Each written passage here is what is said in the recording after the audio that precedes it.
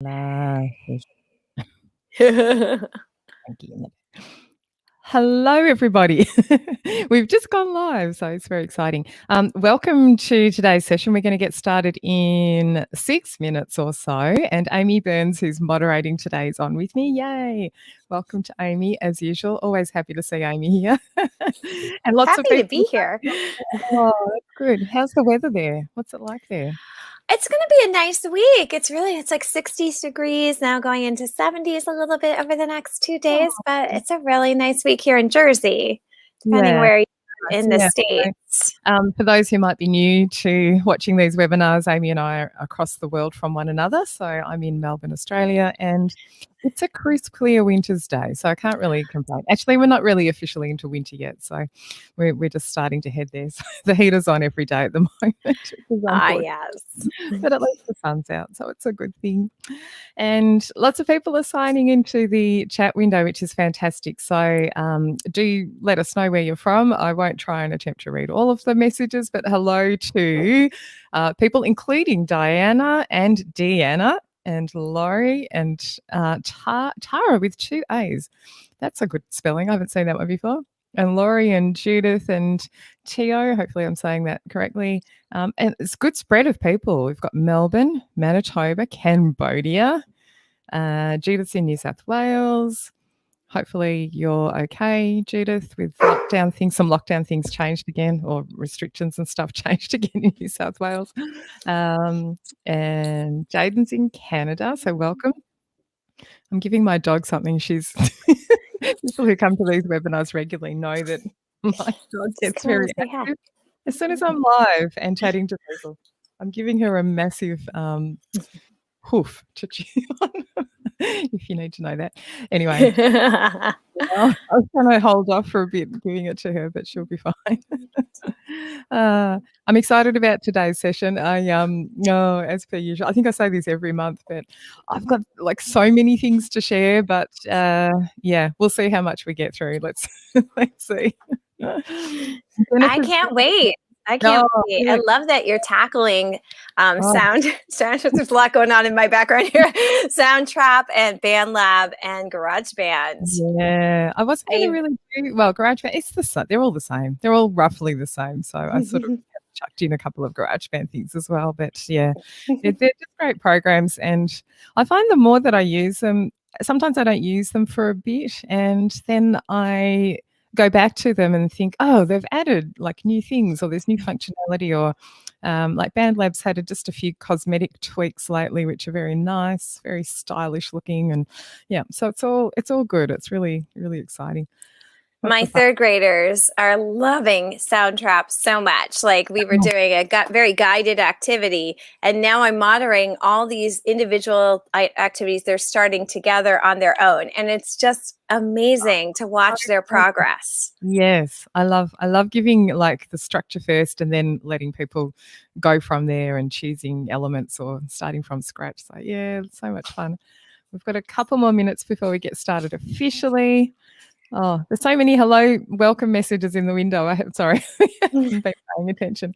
Lots of familiar names. So welcome back, everybody. Yeah, Jen's just commented, so many people from around the world. Yeah, I know. I think New Jersey is often well represented. I don't know why that is, but there you go. All the best people come from New Jersey. New Jersey in the house. Where else have we got? Eva's in Illinois. There we go. It's a bit of variety. Marion's in MA. That's not Michigan, is it? What's MA? Massachusetts? No. Yes, isn't it? Yeah. Okay. I believe so. Every month or I get Maine, or Maine. Hold on. I'm so bad. No. Good morning to Howard and good afternoon. Massachusetts. Yes. Asta's in lockdown in Malaysia. Sorry to hear that. We're going okay in Melbourne. Fingers crossed and touch wood and all that sort of stuff. So I've been singing. I've got a choir that I'm conducting, and we've been back rehearsing in person with no masks on, and it's been just so nice. life just feels back to normal, just back to the good things. So I wish this all for everybody else watching as well, that you all get back to that point, because it's just really nice. Something different about singing in person in a group. Like, it's just not the same on Zoom. Oh my gosh. I was not a big fan. Nope. You're always telling people how to do it in webinars and things, but I did not enjoy it at all myself. So I feel for you if you're still in that position. We had our first live band rehearsal outdoors last week, and it was joyous. It was just so joyous, and just to see their faces and hear their live music. Yeah, it's just so good, isn't it? And I think there'll be tears from people when you all get back to that sort of in-person playing and concerts and stuff. We have a few performances going on in Australia too. Again, like, things are coming back, like concerts and festivals, and the musicals are back on, and all sorts of things. So yeah, it's just nice. I'm happy for the people who are artists and earn that money, like earn that for a living, and yeah. Anyway, there we go. Bandlab. Jen's hopping in with Jen's like, keep on track. Is Bandlab available on iPad yet? No, it's not. No, I'm going to talk about that a little bit, but yes, no, unfortunately not. All right, I'm going to get started officially. I'll move you off the screen, Amy. All right, and Amy will check in with us at the end, and I'm going to share my screen. Am I going to share my screen? Yes. And welcome to those watching on the YouTube platform too. You can watch over there and comment on there. Amy's keeping one eye on each window as she goes. I sometimes see the YouTube comments as well. All right, let me share my screen properly here.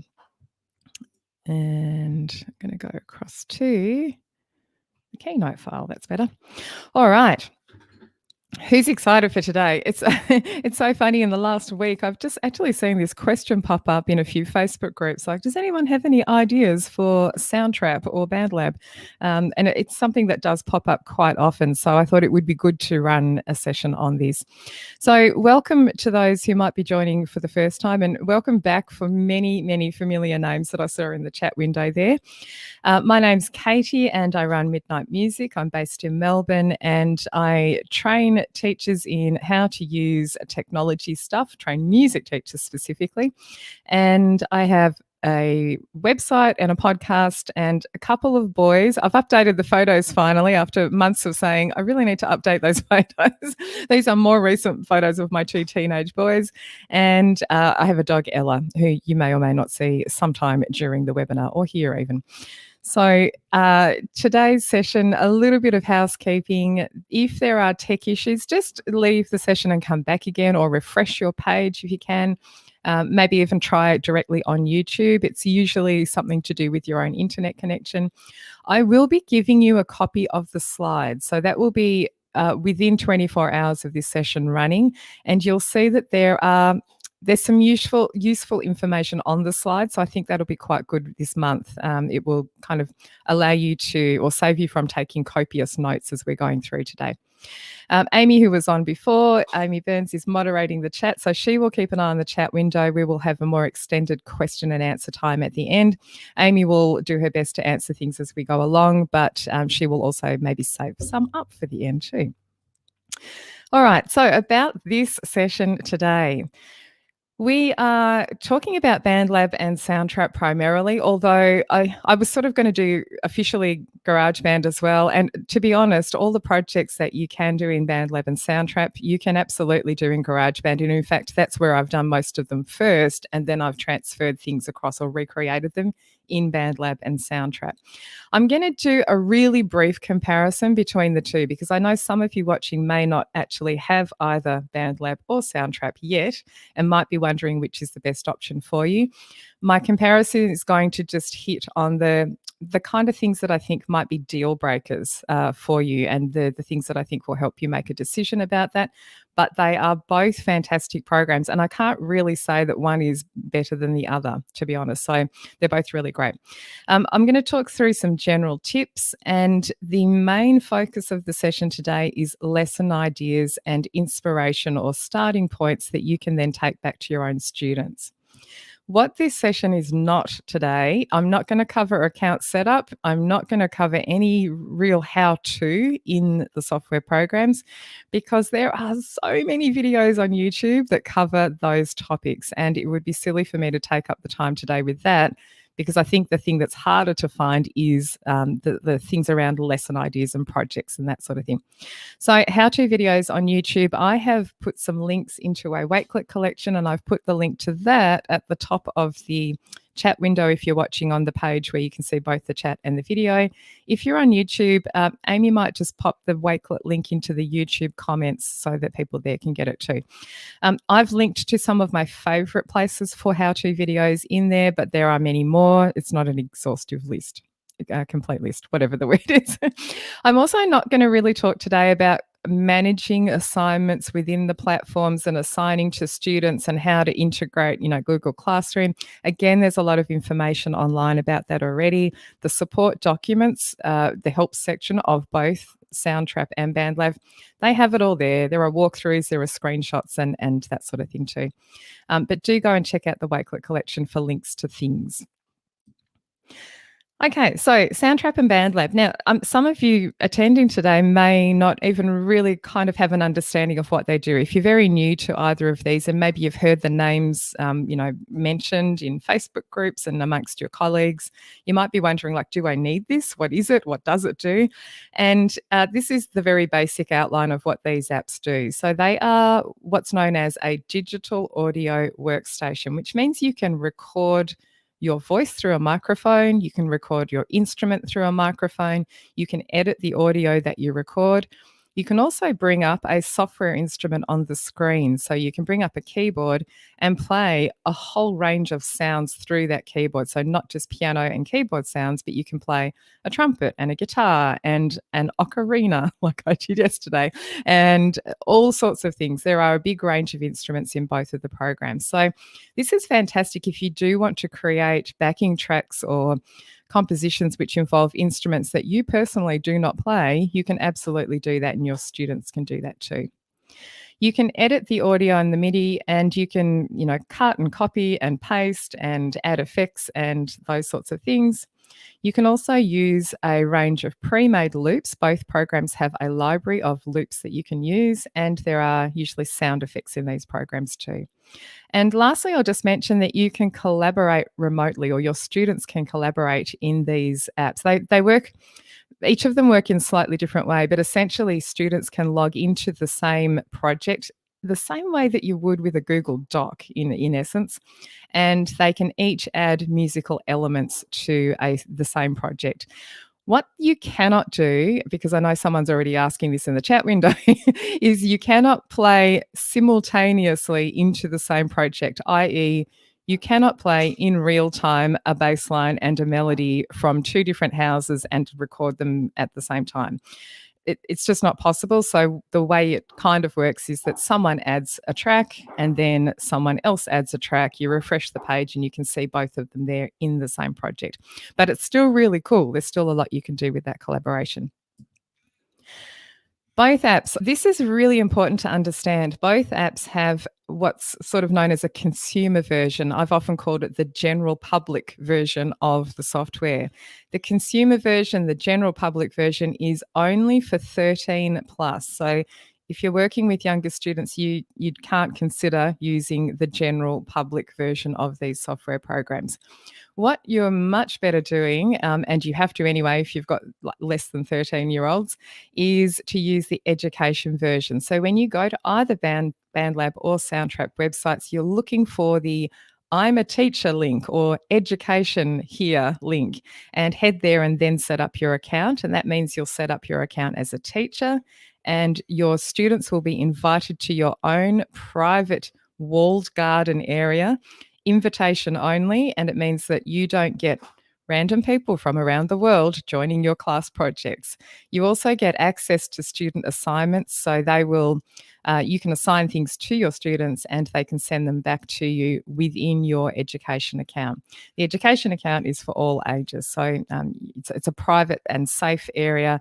It's COPPA compliant, all of the things, all of the other compliances as well. There's more than just COPPA compliancy now. All right, here's a really brief comparison of some of the features which I think might be deal breakers for some of you. So, at the very basic level, Soundtrap is a paid product and Bandlab is a free product. And, that for some people is just going to be the decision maker. So you go for Bandlab if it's free. If you don't have the budget, you might choose Soundtrap because it's a paid product. And, there's some extra things that you get with that. But I do want to point out these other things because there are other deal breakers in the list which may help you also decide above and beyond paid versus free. Now, which devices do these work on? Bandlab is only Mac, PC, and Chromebook in the browser. So you open up a Chrome browser, and that's how you log into Bandlab. You cannot use the education version of Bandlab on an iPad. You cannot open it. You can't access, if you're a teacher and you assign things to your students cannot open that on their iPad or their iPhone or their Android device, maybe. Not sure about that one. But they can't log into your education account through any other device other than Mac, PC, or Chromebook. So that there might be the deal breaker for some of you. Might just go, well, I can't. I've got kids on a variety of devices. That's just it. Soundtrap works on all devices, and I've put kinda in brackets because you can access your education account and the students can access what they need through the iPad, but the iPad lacks some features, and these may be deal breakers for you. So the iPad, you can't edit the MIDI, and if you have an understanding of what that is, for some of you that may be a deal breaker just there. You can't go into the software instrument that you've recorded, let's say a trumpet part where you've brought up a keyboard on the screen, you've played a trumpet part in, you make a mistake, you can't go in and just move one note up or down or delete one note. So again, that might be a deal breaker. You can record in there and you can record your voice or your instrument through a microphone. So I like to think of the Soundtrap iPad version. It's kind of like a quick capture device almost, and it does do a bit more than that, but that's just not there. The other thing it doesn't have is the Soundtrap has a drum sequencer, which they call the Patterns Beat Maker. I think that's the official name. And you cannot access that on the iPad version. You can bring up a drum kit, which shows a bass drum, cymbals laid out like an actual drum kit. And students can play that physically with their fingers, but you can't use this step sequencer, which is like a grid where you'll add sounds in. I'll show you that a little bit later, but that's not on the iPad version. And a couple of other things. If you're a teacher, you can't access your admin area on the iPad, and you can't do video chat in the collaboration projects. So I really want to make those clear. Now, you might be thinking, well, what if I have kids that they all have iPads? My answer to that is just use the GarageBand app. If you only have iPads, I would just go for the GarageBand app. That's going to do all the things that I'm going to show you today and more. I'm not going to show the GarageBand app version today, though, the iPad version. Otherwise, this would be a 5-hour webinar if I tried to do all of them. Anyway, that's the iPad issues or things to consider. Time signatures. Again, this might be a deal breaker for some of you. Soundtrap, only 3/4 and 4/4. I'm sure that they're going to add more, but that's what it is right now, and that's what it's been for quite some time. I'm not quite sure why that is. In Bandlab, you can have almost any time signature you want because you literally choose from a drop-down menu the top number of your time signature and then the bottom number. So you can choose between 1 and, I can't remember, 1 and 8 or 1 and 6 for the top number, let's say. And on the bottom number, you can choose, 2 or 4 or 8. There's many different subdivisions. So again, more options there. These are just, by the way, these next two. Soundtrap happens to have a really brilliant interactive transcription tool. So if you're doing podcasting, storytelling, radio plays, and some other things I think it could be used for too. Again, I'll show you this a bit later. It's an awesome transcription tool. This is not for musical transcription. Do not get too excited. This is for speaking transcription. So when you have recorded a narration part, you can click a button and Soundtrap will transcribe the whole thing for you automatically, and it's really pretty accurate, even with an Australian accent. And you can even go back and choose, let's say, 2 words and highlight them and press delete in the text transcription, and it will delete them from your audio file automatically. Again, I'll show you that a little bit after. Fabulous feature. Bandlab does not have that, but it has a really useful notepad feature, which allows you to just note things on the side in text and also record lyrics and that sort of thing. And the way the collaboration works, these are not deal breakers, I don't think, for either, but they're just slightly different. Soundtrap, you can have multiple people in the project and editing the same project at the same time. Each person will not see the changes until they've saved or refreshed the screen. So they need to save in order to synchronize everything, and then you'll see the changes. Bandlab works a little bit differently in that I've called it the pass the ball kind of method, where someone will be the editor, they will add something, and then they click a button to say, all right, now it's Amy's turn to add something to the project, and they will turn it over to Amy, and then she'll add something, and then she will turn it over to Fred, who's also working in our project, and so on. So they kind of, there's only one editor at a time, but everyone can see and hear what's going on in the project. I hope that makes sense. All right, that's just a few things there. But really, like I said earlier, I cannot say definitively that one is better than the other. I really do like both products, and if you get the chance, the best thing would be to sign up for both of them and create something in both of them and see what you think, see whether you like it better, like one or better. All right. Before we get on to the projects, just a few minor tips, maybe not minor, major tips in getting started.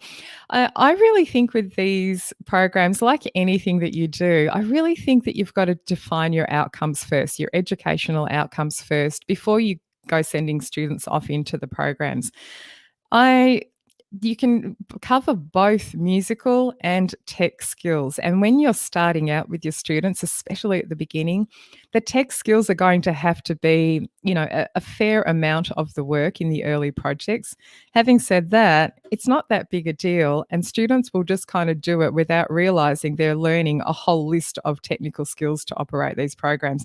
They're very simple and straightforward to learn, but you don't want to have 17 musical outcomes as your first lesson in Bandlab or Soundtrap while they're learning these tech skills. I'm not a huge fan of the let's let the kids play in the program for an entire lesson just for the first time. I would start right from the beginning with a very specific project of some kind to do, and they will then learn the tech skills along the way. If you assign them to do a rap with a drum pattern, suddenly they need to know how to add an instrument, how to choose a drum kit sound. They need to know how to record through the microphone. All of these things just happen along the way. Beginner projects, and when I'm saying beginner, it could be beginner as in students who are younger or less musical skill or experience, but it can also be older students with lots of musical experience that just haven't used these programs before. I think it's good to start off with small projects. They're shorter, fewer tracks. So you might just say, I want you to create a project which has 2 tracks to it, 2 different instruments. And when you're advancing on, they're going to do more. They're going to have more tracks. It might be longer pieces. There might be more involved. Your expectations are higher of them. I'm going to also mention this. I wasn't going to include it, and then I threw it in at the last minute this morning because I do think it's an important thing to consider. And I do find that lots of teachers I train in workshops and in courses and things don't realise that you can do this. It's really useful to set up some kind of template. So you, the teacher, set up some kind of shell of the project. It doesn't actually have to really have much in it, but you can save students a lot of time that they're going to, I don't want to say waste. They're not going to waste the time if they're setting things up from scratch, but it's going to take up lesson time if they have to set up a project completely from scratch every single time. And I don't think you need to use templates all the time, but it can just be a good starting point to get the students onto the part that you really want them to get them onto, which is composing a blues melody. That might be the aim of your lesson. So you can do things like set up empty instrument tracks. If you want them to have a bass line, a drum part, and a keyboard part, you could put those tracks in there. There's no music in them, just the instruments are set up. The students can even then go in and choose which keyboard or which guitar or which drum kit they're going to use, but the basic thing is there. You can also set up things like the metronome and the tempo and the key. And if you're doing something like an ensemble piece, you can actually put guide tracks in there that students are going to listen to while they record. And again, we'll talk a bit more about that later. So I'm a big fan of using templates. Again, not all the time, but just really useful to get to the good part of the lesson. Okay, and before we get on to the whole host of projects that I want to talk about today, here's the big golden rule. This is the rule to follow. You must do the project yourself from start to finish. I'm a really big believer in this. I've always done this, and actually I have a friend, James, in Australia, and he actually did, I think, a whole keynote speech which was titled something like do the project yourself. I may be misquoting him there, but I am a really big believer in this. Do the whole thing yourself from start to finish, from setting it up, from right through to saving and exporting at the end. It's just really useful for you as a teacher to see what goes wrong for yourself, or, oh, I didn't realize the software did that, or, oh, I'd forgotten that such and such a feature was located in this place. It just means that you will work out what your students are going to encounter. Anything that goes wrong for you or that was a surprise for you or, I don't know, went differently to what you expected is going to happen for at least some of your students as well. So it's great to just be ahead of the curve. And do go through the entire exporting and saving, all of those steps, because for all of you, it's different depending on whether you're a Google Classroom user or using Canvas or Schoology or using Microsoft systems, whatever it is. Go through all of the steps so that you can actually go through that with the students. And you end up with your own version to use as an example, which is a great thing.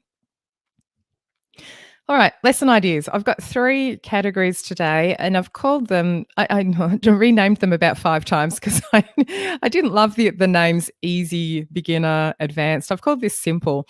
And these can correlate to age levels, but they don't really in my mind. I think all of these projects, maybe with the exception of the advanced ones, can be done by most age groups. And today I'm really focusing on middle school and high school age groups.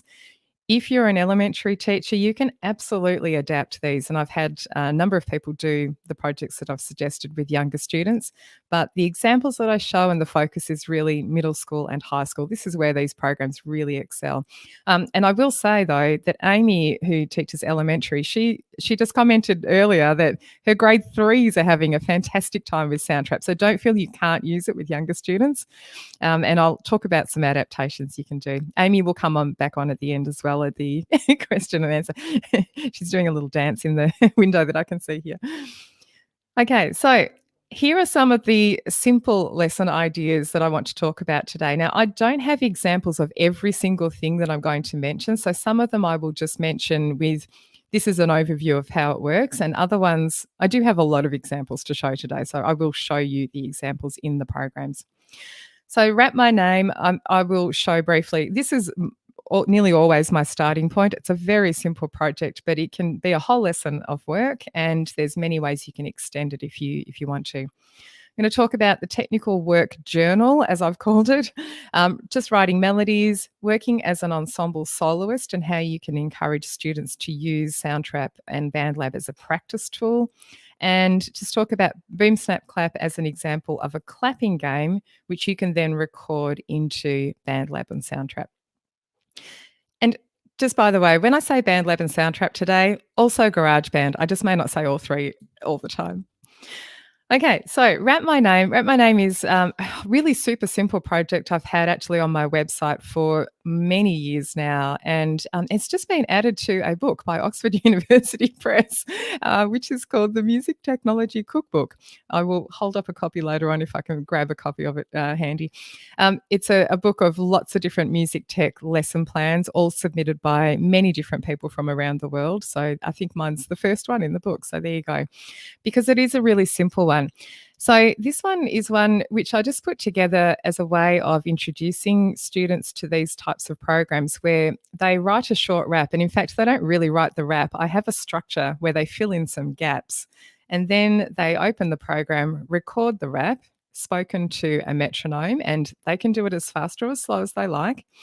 Then optionally add a voice effect. This is a really useful technique in these programs, especially for your shy students or middle school students who are a little bit self-conscious. They can add, like a telephone speaking voice effect or make their voice sound like a robot. All they have to do is click a button and they can test them all out and decide on one that they're going to use. And adding a drum part is also a fantastic option. So here's the rap. So I've got it in notation on the right-hand side, and I have included, I think I've included a link to this in the Wakelet collection where you can download like the full lesson plan. So it goes, hey, I'm going to say a different one to what you can see on the screen though, but hey, I'm Katie and I like the color blue. It makes me happy. So what you gonna do? I like that. Oh yeah, I like that. I missed that bit. Okay, so the fill in the gaps part, students can fill in their own name. They can choose something they like that they're going to rap about, and then they make up one sentence or one phrase which is about the thing that they like, and preferably the last word rhymes with the end of the first line. So that was the version that my son Josh made up when he was in grade 3. He's now in year 8, so he's a bit older. But that was the version he came up with there. So I'm going to just play you this one now. Let me just check my list. Yep. Let's just go over to Soundtrap here. All right, so Soundtrap I have open here. Now I have a couple of extra tracks here. This is sort of extension opportunities, but here's the basic wrap up the very top. I've actually duplicated this just so that you can hear different versions of the rap itself. So one of them's got a telephone effect and one's got a robot effect. But when students are doing this, they'll just have the one track. And then I've got my drum part. So the basic project really is one rap track and one drum part. And then optional extras are to add some other things. So let me mute these parts here. Now, Soundtrap, each of these coloured areas here is called a region, and the region contains recorded music of some sort or audio of some sort. Let me unmute this is the regular one here, and we'll see if we can hear this playing. Cool, Amy's giving me a thumbs up, yes. Hey, I'm Katie and I like the color blue. It makes me happy, so what you gonna do? I like that. Oh yeah, I like that. I feel like my drum part's out of time. Am I hearing that correctly? Anyway, you get the idea. Let me just play you. I'm going to solo the telephone version of this one. So here's the same spoken part. It's the same recording and I've just added a voice effect. Hey, I'm Katie and I like the color blue. It makes me happy. So what you gonna do? And the same thing with the robot effect. Hey, I'm Katie and I like the color blue. It makes me happy. So what you gonna do? So again, you can hear the voice effects there. They're super easy to apply. You just open up the instrument and choose them from a menu. So that's a really, really simple project. Could you tell, was the drum part sounding like it was in time? I was having a little bit of trouble yesterday with some odd things happening. I'm going to just turn on the other instruments and have a listen. Oh no, maybe it's okay. Hey, Katie. Yeah, the audio's out of time. It makes me happy. So what you gonna do? I like that. Oh yeah, I like that. All right, I must have shifted the audio accidentally, but you get the idea. So really simple project. Now, with a project like this as a starting point, the students are doing many things. They're recording a drum part from scratch if they wish. Now, if you want them to have a shortcut, you can get them to use something from the loop library. There's a little button on the right-hand side here. They can open up the loop library and they can search for drum patterns and choose something that's existing already. So that's a great way just to get it started. So if the point of the lesson is you getting them used to recording through a microphone and writing the rap, you might allow them to use the shortcut of a pre-made loop. However, if you want them to actually put a loop together themselves, they can use something like this. So this is the the pattern maker. What's it called? I can't remember.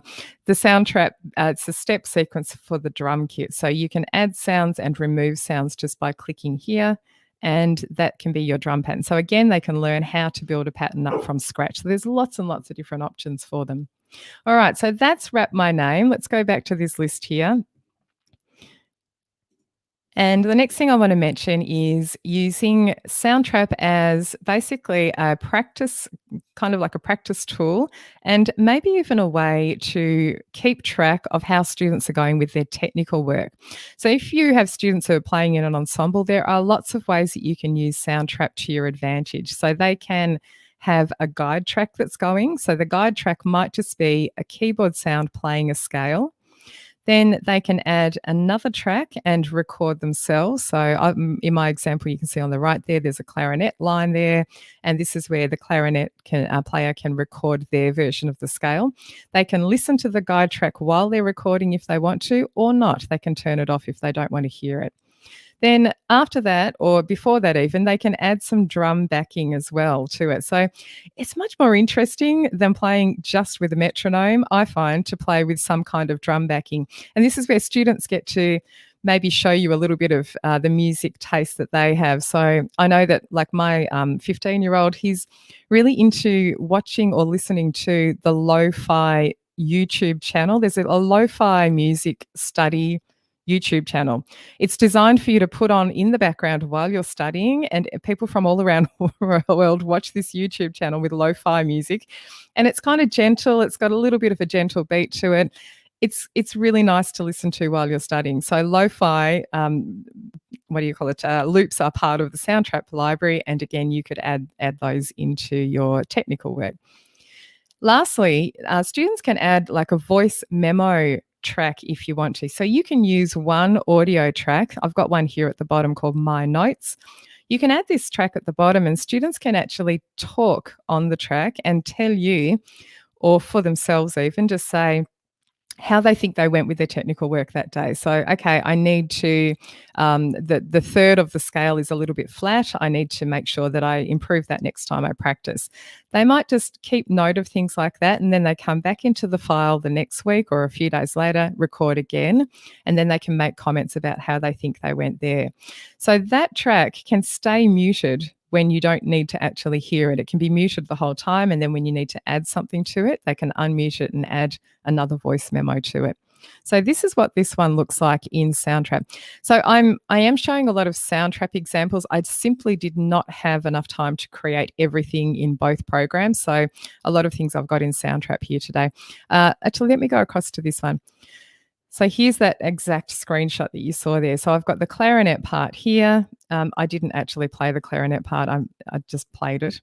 But let's just pretend it's a real person playing.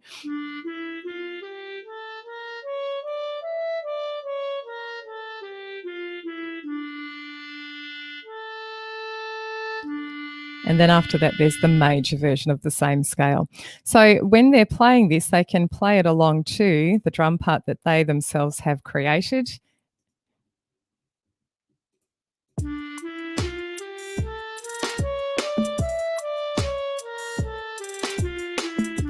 And even you as a teacher can set this up for them. So if you wanted to create some kind of a technical work file, a project for your students, you could do that. You could put the guide track in yourself. If the students are older, they can make their guide track for themselves, and then the students can record into that. So one of these files can actually suit most instruments really, because you can just put it all together. In Soundtrap and Bandlab, you can change the tempo and the key as well if you need to. So that can also be useful. The My Notes track that I've got down the bottom, I'll just solo that one for a moment. So this is my comments. This was recorded on the 8th of May. I'm feeling much more comfortable with the minor scale this week. And next week, I'm intending to try it with different articulations. So that's my simple note about how I feel like I went that day. Next time I come into this, I can mute this one by using the mute button here, and then go ahead and record my next version. So if I'm going to record the next time, I'm going to put the playback line at the end of all of these regions here. Make sure my clarinet track is selected, and then I'll hit the record button and then go ahead and play the next version. So a great way just to record and make sure that you're on track with technical work there. And of course, the student can submit this to the teacher, or it might just be for their own benefit. I'm going to just get rid of the things that I am not using any longer. 7 million tabs open. Okay. So melody writing is a really simple thing that you can do in Soundtrap. I know that Amy's been doing this actually with her students. She has an example somewhere on a website somewhere about students composing in ABA form. I'm pretty sure I remember this, Amy. So students can compose the whole thing. So this is maybe composing a melody within parameters of some sort. They might be composing to a specific scale or a mode. They might have free rein. Again, this really depends on the age of your students. But you as a teacher, this is where a template can be really useful. I know with Amy's very young students, she had a template which involved the A section already filled out by her, and then she had copied it again for its repeated version, and she left 4 bars open for the students to fill in the B section. Great way to get them composing with less of a barrier to get started. There's something there already. They continue on. They add their own composition into those empty 4 bars. And it's just a really great way. The other thing you can do as a teacher is set up some sort of accompaniment that goes with the melody, which makes it sound really cool suddenly. And the students just don't have this bare melody on its own. So that's some of the ideas that you can use there. Now, I've also added that you can use a label. You can label sections using an empty MIDI region in Soundtrap and Bandlab. So GarageBand on the Mac, I think it still has this, the ability to, I haven't looked at it for a while, the ability to label sections within your piece of music. So it's super useful when you're composing songs, for instance. You can label a section and say intro, chorus, verse 1, chorus, verse 2, and so on. And it just makes it really easy to see where you are and to see what section you're working on. Now, Soundtrap and Bandlab don't quite have that same feature, but you can use sort of a workaround where you can put a track which has no sound on it, but you can just use those little coloured regions and leave them empty and put a name on each of the regions, and they act as a little label. So the idea here is composing melody, but another thing you can consider, which is pretty much the same, is composing a warm-up for your ensemble. So this is a great way if you've got students who are in an ensemble, get them to compose a warm-up that the whole band or orchestra is going to play, or the whole choir is going to sing. So here's a little example. Let me just see if I can find my labeled regions. Oh, I've got them later on. I'll show you with them in a future project. But here's a little, sort of warm up that, maybe you've composed here, and you can just get them to put that together, and then they can share that project with other students for them to play along with. So a warm up can be, really anything, scale type thing, or a little repeated pattern of some kind. All right. Now, ensemble practice, just moving on a little bit from simple warm-ups and technical work, is to get the students to choose a section of a piece that they're working on. They can create their own reference track, so they might look at the part and play it in on a keyboard first, or even better, you as a teacher may have that already. Sometimes arrangements that you buy from publishers have their own guide tracks or rehearsal tracks that come with the arrangement. So, for instance, choral arrangements that you purchase, you do often get some kind of reference track for your singers to learn the pieces with. Now, you can put those all into your Soundtrap or Bandlab project, and then the students can come in and add their own track and record their part over the top.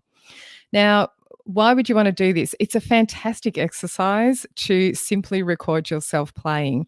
I find that this is beneficial for many reasons, and I still find this for myself even today, that as soon as you hit a record button, there's something extra involved in your performance. It's a little bit like when someone comes to listen to you play. My son Josh is learning the guitar at the moment, and I hear him through the wall playing the same thing over and over perfectly 5 times in a row. And then he calls me in to have a listen to it. doesn't realise I've actually heard it 5 times, but I walk in and, of course, as soon as he plays it, he messes it up and he's like, "Why? Why does that happen?" And I'm like, "It's everybody, sweetheart, everybody. This happens to everybody." But I said, it's really good, and the more that you do it, the less that you will mess up that first time. So putting the record button on is a fantastic way, and I've actually suggested that he do this for his guitar parts, is just record himself a few times, and it just gives you that extra level of performance. But the other thing is, there are things that go on, as you all know, when you record and then listen back to yourself, you don't realise, oh my gosh, I sing that note so flat and I didn't hear it when I was actually singing the part. So really good exercise to do. Other beneficial things about using Bandlab and Soundtrap for this purpose is that you can put on a cycle region, and a cycle region is a short repeated area. So you can select 4 bars and turn on the cycle region for those 4 bars, and it will play those in a loop over and over and over again. You don't even need to be recording your part to take advantage of this. You can just have the guide track going, or even just a metronome or a simple drum part. Turn on the cycle region and play this section of your piece over and over again until you're comfortable, and then maybe do the next section or add in a few more bars after that. So again, this is just a fantastic way to use these programs as a practice tool. Slowing down the tempo is also a possibility. So if students are struggling at one tempo, they can slow it down and work back up to the normal tempo. And again, you can add that track for feedback and guidance too. So here's just a really quick look at, I did an arrangement of Moonlight Serenade years ago for female ensemble, SSAA. So I played in guide tracks on the keyboard so that I had some reference. And this is the guide track up the top for the soprano 1 part, which sounds like this. So it's a simple piano version.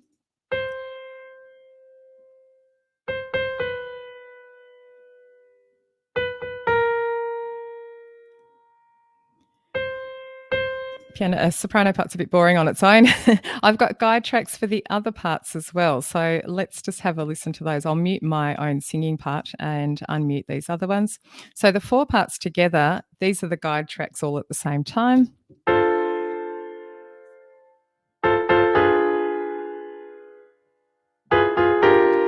So as a singer doing the soprano 1 part, I can have all of them playing. I can have none of them playing. I can have my own part playing on its own that I sing along with. I can have everybody playing but turn down the other parts. I've got the control over here on the left-hand side to use the volume control and have whatever mix I like in my headphones while I record. So then I recorded my own part over the top. Oh, this is really rough. I'm sorry.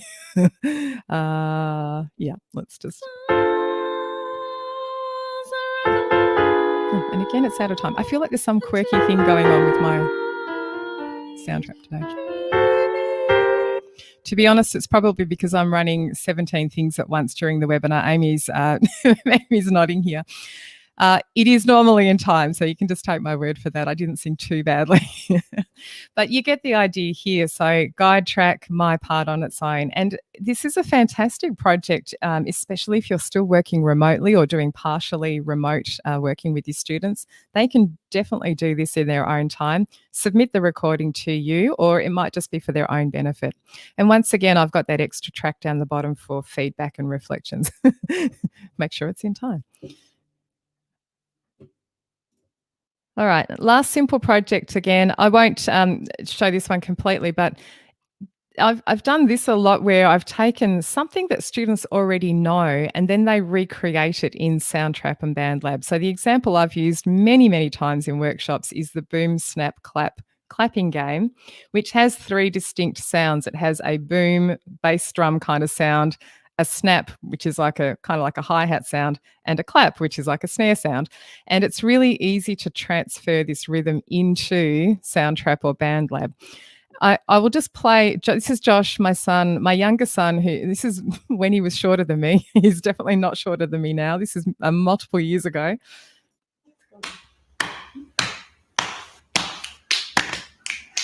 Boom, snap, clap, boom, snap, clap, snap.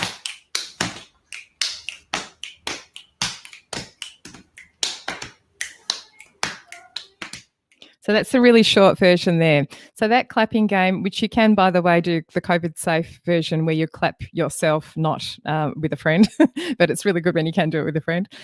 You can take those sounds once the students know that rhythm and know the sounds. You can talk about which one is the lowest sound and which one is the middle sound and which one is the higher sound, and then which of parts of the drum kit could you match those sounds up to.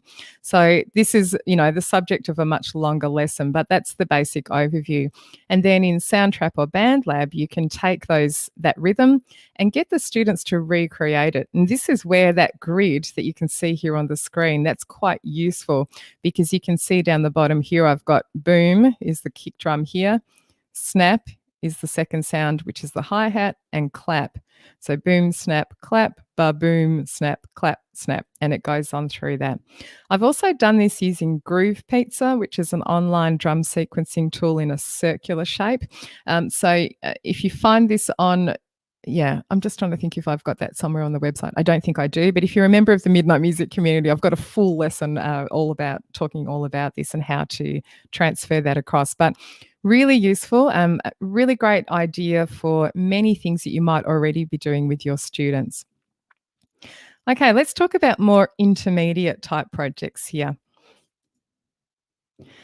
Okay, there's a long list here, but I won't do all of these in great detail. But transforming the blues, again, this is something that I've done for many years. I first did it on the iPad version of GarageBand, and the idea is to teach the students the blues chord progression, and they first would play it. So you'd be playing it on ukuleles or guitars or keyboards, maybe some mallet instruments, and then they're going to take that chord progression and recreate it in Soundtrap or Bandlab.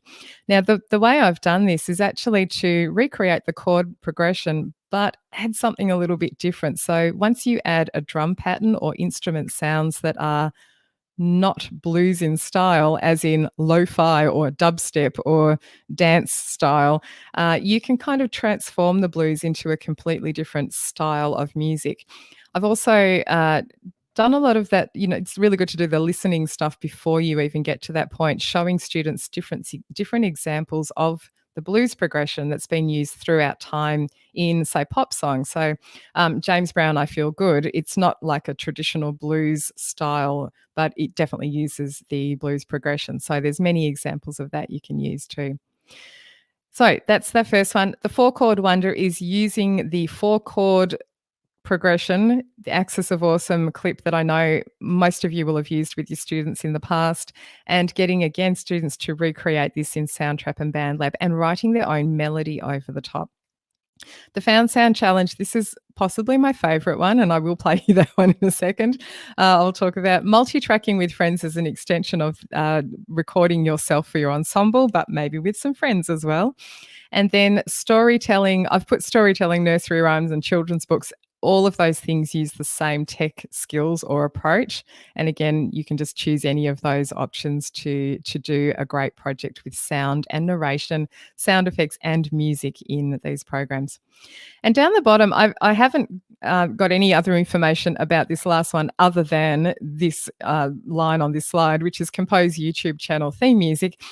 My thought with all of these projects is you get the best buy-in from students, particularly middle school and older, if you can relate it to something that they really do or watch or like or frequent every day in their life. So if you could set up a scenario which was, rather than we're just going to compose some theme music for a TV show today, if you said to them, okay, scenario is you're starting up your own YouTube channel, you need to create an intro, little intro music and maybe a voiceover for your YouTube channel, which is at the beginning of every video that you show. And there's many examples of people that you can show that do this in their YouTube videos, and get them to compose something along those lines. And then it can be really whatever style is going to suit their channel. So just framing things can be really useful if it fits in with things that they do all the time. I was going to do a TikTok one, but that's for another day. Okay, so let's just talk about a few of these in more detail. So the blues one, listening to the blues in different styles, playing the blues, then heading into Soundtrap and Bandlab and recording the bass line and the chords and the drum part. And then over the top of that, you can get them to record a blues solo using, it can be just using two notes. You can give them two notes to use, which they improvise with, or the whole blues scale. It really doesn't matter, and you can adapt it to your own students. So I'm going to head across actually to Bandlab this time, if I can find Bandlab. Here we go. Let's hope that this sounds like it's in time with one another. Oh, fingers crossed.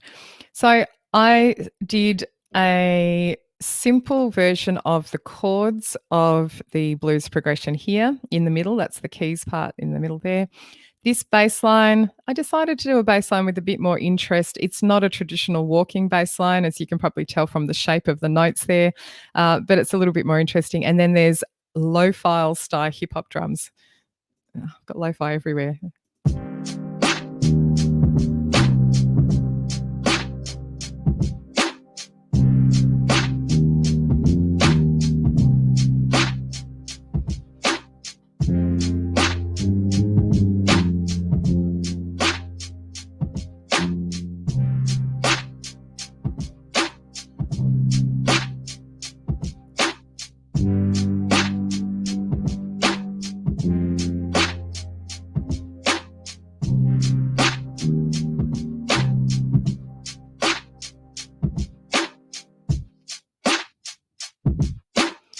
I'm going to call it the moody teenager blues.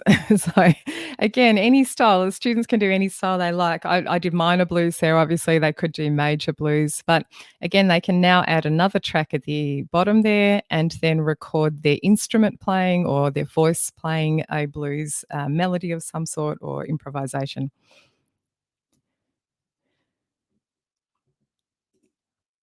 The four-chord wonder, of course. Again, listening to different songs which use the very common 1 5 I've written the numbers wrong there, sorry, 1 5 6 4 progression. And the Axis of Awesome clip is a great place to start for that. But there are so many options that you can explore for listening there. And again, playing the song, playing the chord progression on instruments is a great place to do to get to before you get to Soundtrap and Bandlab. Then recording the chords and adding bass and drums and writing perhaps an original melody or lyrics over the top. The students could do a cover song version where they record something that they already know, but great idea if they can get onto making their own original music after that. I've just got a really simple one set up in Bandlab here. It's not very interesting, but it's probably indicative of something a middle schooler would come up with.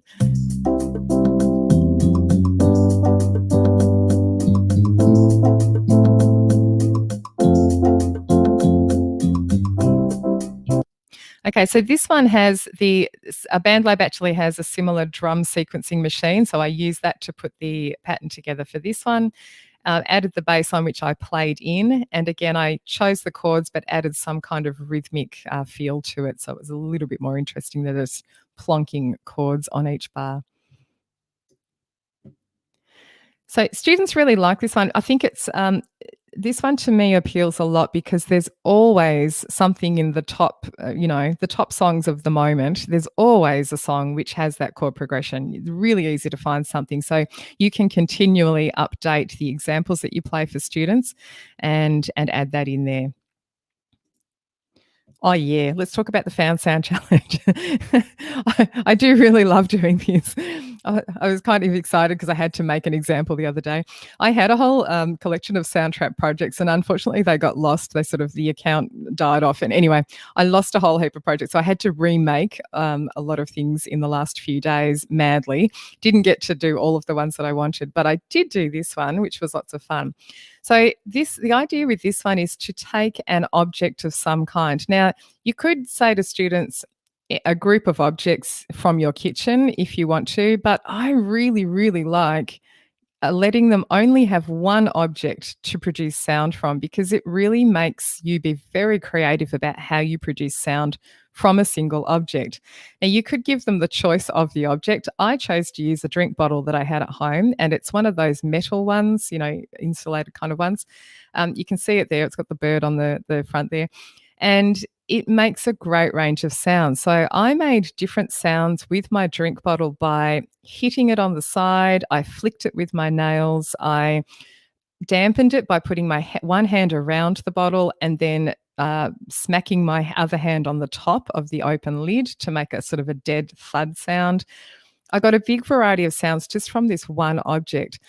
The other one I was considering using was a cheese grater, one of those box graters, because it just had some extra, texture sort of options there. But setting the challenge of using a single object is much more interesting, I think, than just saying, okay, kids, go and use anything from your kitchen or anything from your, I don't know, pencil case or desk. So yeah, a good challenge there. In the past, I've even had this be just a challenge on its own. So the idea here is that you're going to record single sounds from the object, and then you trim them down and you put them together to make a musical composition. Now, I have actually done just the first part of that project as a standalone project, and it's worked really well, where I've said, we are going to do a 12 sound challenge and you have to get 12 different sounds out of your one object. If you are doing this with students, a great object, if you want to choose for them, a great object to use is a single piece of paper. And having one piece of paper and trying to get 12 different sounds out of it is a really good challenge. And you get to talk about timbre and texture and all sorts of things in there as well. But with this one, we're going to do that, record the separate sounds, and then put them all together to make a musical composition. So you can see a little picture there on the screen. I'm going to head to Soundtrap and just show you what this looks like.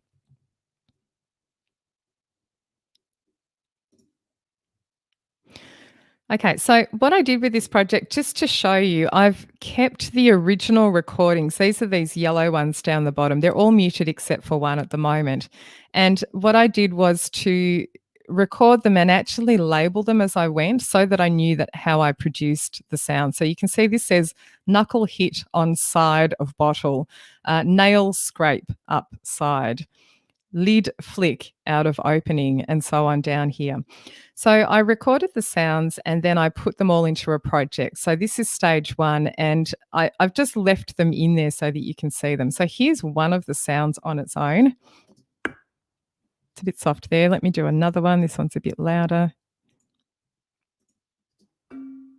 Oh, that was the more melodic one. Let's do the hand across the top of the bottle. So that was a deader thud sound. And I thought, ooh, good, bass drum sound. So I did that first of all, and then all I did was to trim down these sounds. So you can see if I just zoom in a little bit here, you can see that each of these sounds, when you hit record and then you go to make the sound, there's going to be a little bit of silence at the beginning and at the end of your recording. So it's really good to take these and actually just edit the sound. So you can drag the side in. There's a little trim tool at the bottom of the region here. All of the programs have this, and you can just trim down the extra silence that's at the bottom there. If you're finding, here's just a little tip that some of you may not realize, in these programs, you're often working with sounds snapping to the grid, to specific beats or measures or subdivisions of the beat. And so when I drag this along to try and trim it off, I can't drag it in between the lines of the grid. It's very difficult. It's sort of snapping to a particular one. But what you can do is hold down the Control or Command key, and then you get the freedom of just going really close here, and it will kind of override that option. You can turn it off as well by clicking on the little purple icon at the top right here, Snap to Grid. But if you just want to do it temporarily, that's a great tip to use. Just hold down Control or Command. Same if you're also dragging this sideways along the timeline. I can only drag it to the places on the grid at the moment, but if I hold down Control or Command, I can drag it more freely. And that is super useful when you're trying to place sound effects in a story where you don't care about bars and beats in a story. You just need it to be at a very specific moment in time. Okay, so let's mute that one. I'm going to unmute these. The thing I haven't discovered, someone can tell me if this exists and I just haven't found it yet, is a way to group tracks together and mute and unmute groups at a time, which you can do in more advanced digital audio workstations, but I have not found that in Soundtrap or Bandlab yet. All right, so up the top here, I trimmed all my sounds and then I just arranged them. So I started off by using this open hand sound across the top of the bottle. So it sounds like this. And then I added what I'm calling the snare sound.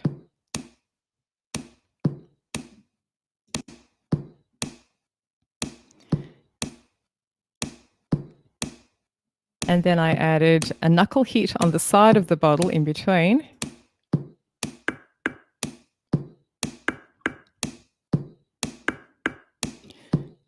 And then I added a fingernail on the side of the bottle.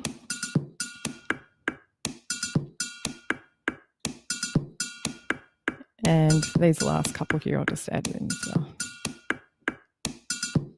Let me go back to the beginning. So this is everything in the project now. Let's just add these ones in too. I don't know why I'm using the solo button. Here we go. All right.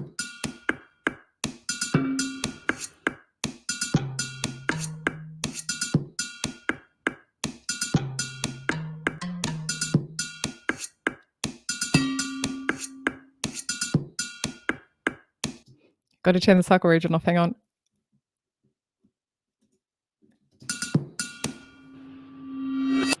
And that was the ending. So with these tuned sounds here, the original sound was just a single note. And in these programs, you can actually select those regions and pitch them up or down if you want to. So I chose to make this more of a pitched track here. I'll get rid of these ones for a minute so you can hear. So this one has a few different notes in it.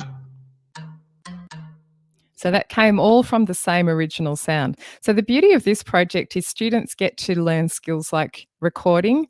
They get to learn how to edit the audio because they're going to trim it.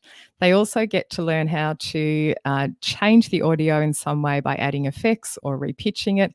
And the last couple of sounds here are reversed. So the original was a longer sound, and I reversed it to give it that, what's the word for it? I can't remember what it's called. Someone will know. So it gives it that nice ending sound. There is a word for it. It's lost. Anyway, so that's a great found sound project. You can really do a very simple version of that if you're working with younger, less experienced students. You can just limit them to a simple drum pattern only. Just say that they need a low, a middle, and a high sound out of their object, and then they put it together in some kind of like a drum pattern. Older students can obviously go to town and make things which are much longer. If you've ever seen the YouTube channel of Andrew Huang, who is a Canadian musician, fantastic YouTube channel. Most of his YouTube channel consists of videos which involve things like this, found sound compositions.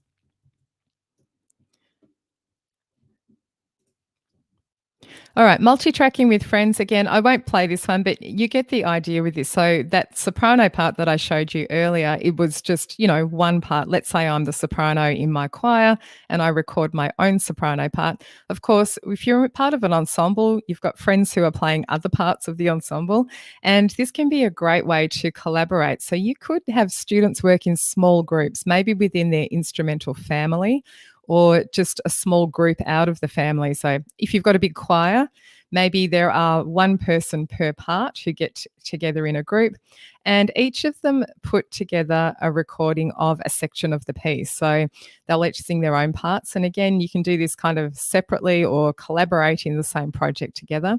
And once again, it's just a great project to get people listening to one another. When you are playing a lot in an ensemble, it's relatively rare that you'll only have one person per part in a small group together. Sometimes you're doing sectional rehearsals, but that's everyone in your own section. And you don't often get to really hear the nitty-gritty of just, the four parts of a choir, for instance, or maybe it might be the brass section or the wind section. So a great exercise to do again. Okay, another project, grade intermediate type project, is to do some kind of storytelling or nursery rhymes recut, spooky stories, uh, all sorts of things. All of these use the same kind of process where you're recording narration of some sort and adding sound effects and or music along with it. Now, I didn't get time to recreate these in Soundtrap or Bandlab, so I do have my GarageBand versions of these, but you can do the same thing in any of these programs. So you'll see here on the screen, I've got the top line is narration, it's me speaking. And the second part here is just some sort of music parts, accompanying music parts. Now, in GarageBand, when you have like an audio track and you add an effect to it, I've added a monster sound effect here on my voice to make it lower. So I get this monster icon on the track header, which is kind of cute. No guesses for what my voice sounds like on the chipmunk track. And this one here is like a dreamy sound effect. So I recorded all of the parts that you'll hear, but you'll hear that my voice is quite different because I was able to adjust it. I'm going to play you I've just got a video of this from my iPad and you can hear it. And in tonight's news, we hear the dramatic tale of 3 bears that were traumatised in their own home. A young girl allegedly broke into their house and stole some porridge. Father Bear reported that a blonde-haired girl, approximately 145 centimetres tall, entered their premises when the family was taking their morning walk. They returned to the house to find the porridge gone. Mr. Bear entered the kitchen, saw his bowl and declared, his wife, Mother Bear, then looked across to her own bowl and said, "Someone's been eating my porridge." Then their child, Baby Bear, looked at his own bowl and said, "Someone's been eating my porridge and it's all gone." The girl was last seen fleeing the house into the nearby woods. Anyone seeing this girl should contact Crime Stoppers on 1800 333 000. So a little bit of fun and a bit silly. I forgot to check, do you have something? We have Crime Stoppers here in Australia. So that's like a national number that you can call if you've witnessed a crime and, you can report things in. So that was actually the real Crime Stoppers number at the end there. Amy's laughing in the background. Yeah. So this is an idea where you could take a traditional nursery rhyme and just say the nursery rhyme, a traditional telling of the nursery rhyme, but you could also do that sort of thing where you take the nursery rhyme and kind of switch things around. So I've made the bears the victim in that one, and it was presented as a news report, but it could be just a traditional kind of storytelling exercise too. So I'm just going to play this one as well, and this is a sort of a more straight up story. It's very short.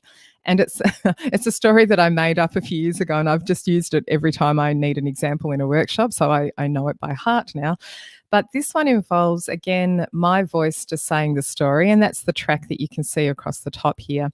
Then underneath that, you'll see there's a few other tracks, and each of these have sound effects on them. Now, there's something you can do with sound effects. You can either have every single sound effect on a separate track, which gets very hard to manage, or you can combine sound effects on the same track as long as you don't need them to make the sound at the same time as one another. So anytime you need, for instance, this down the bottom is footsteps. Footsteps needs to go along with my voice and along with, actually this is footsteps here, and along with the music and along with the growling sound that's here. So it needs to be on its own track so that it can last as long as it needs to and go at the same time as other things that are happening in the project.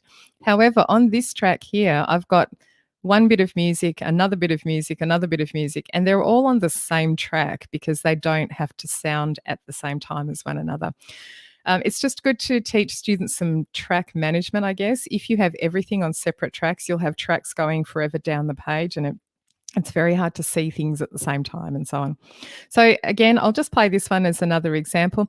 I will say that these storytelling type activities are a fantastic precursor to things like film scoring. If you're going to do film scoring with your students, I can highly recommend doing something like a simple story with sound effects first before you start doing things that involve video as well.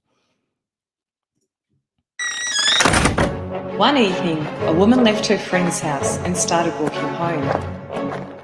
While she was walking, she heard a strange noise behind her. The woman walked faster. The noises seemed to be following her, and in her haste, she tripped over. She stumbled to the ground. As she turned around, two yellow eyes peered at her through the darkness. The girl sighed. It was the neighbourhood cat, Fluffy.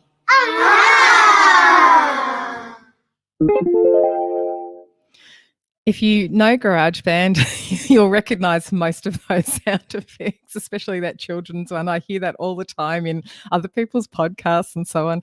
And again, this is just lots of fun. So with sound effects and accompanying music, you've got many options here for your students, depending on their age, their experience level, and how long you want to spend on a project. So if you want them to make their own sound effects, I would highly recommend that. I think one of the first questions is, and maybe someone's already asked it in the chat window, where do you find free sound effects to use in these programs? Because they won't always have what you need.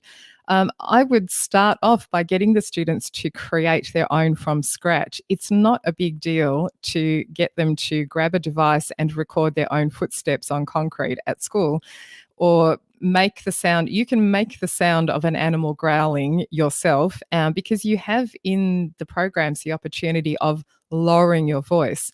So a child whose voice has not yet broken, a grade 6 boy, let's say, can make a growling sound, and then you can lower the pitch by a couple of octaves and it can sound very manly. So you've got many options in these programs to do that. And I think that's it's a more creative approach anyway than just finding ready-made sound effects. So I would recommend that.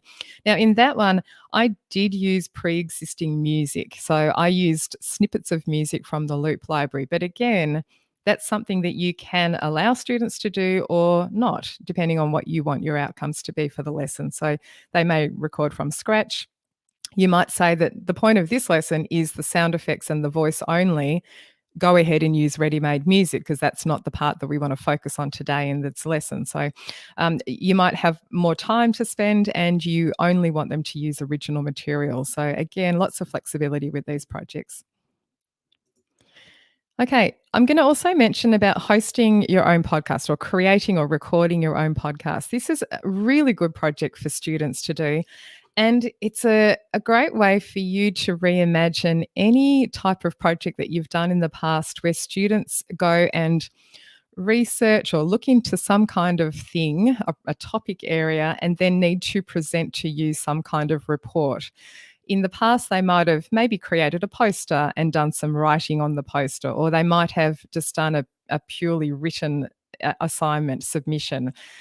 Anything like that is really good to transform into an audio format, and you can frame it as a podcast. So a podcast, if you listen to podcasts yourself, you'll know that they can be both non-fiction in style or fiction in style. So they can be like a traditional radio play where there's a story going on, or for the most part, they actually involve people talking about a topic that they know about.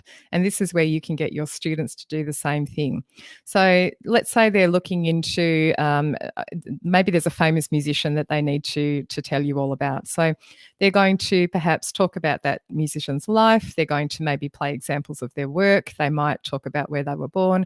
You might have a scenario where one student's interviewing another one who's pretending to be that musician, or you're interviewing, one student's interviewing another one about their favourite type of video game music.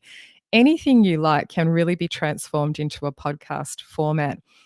You also get the opportunity of the students setting it up like a podcast is. So you can get them to listen to podcasts and get them to work out, okay, most podcasts have a spoken introduction which introduces the host of the podcast, like this is the such and such show, and there might be a little bit of intro music that accompanies that spoken introduction. So the students themselves can script the introduction, they can compose theme music to go with it, and then they can record the actual show themselves and put it together. great collaborative project, fantastic thing to do as a group, and students in a group can have different types of roles within the group. You might have one which is the person who's writing the script and someone else is doing the research and someone else is composing the music and so on. And I want to mention here Soundtrap's interactive transcription feature, just because it's really cool. I'm going to just leave that one. I'm going to close a few tabs as I go here. We don't need to hear Moonlight Serenade again.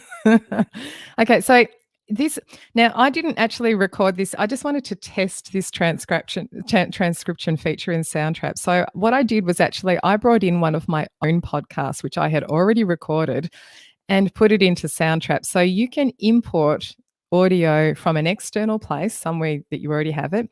And this has my voice just speaking because it's a podcast episode.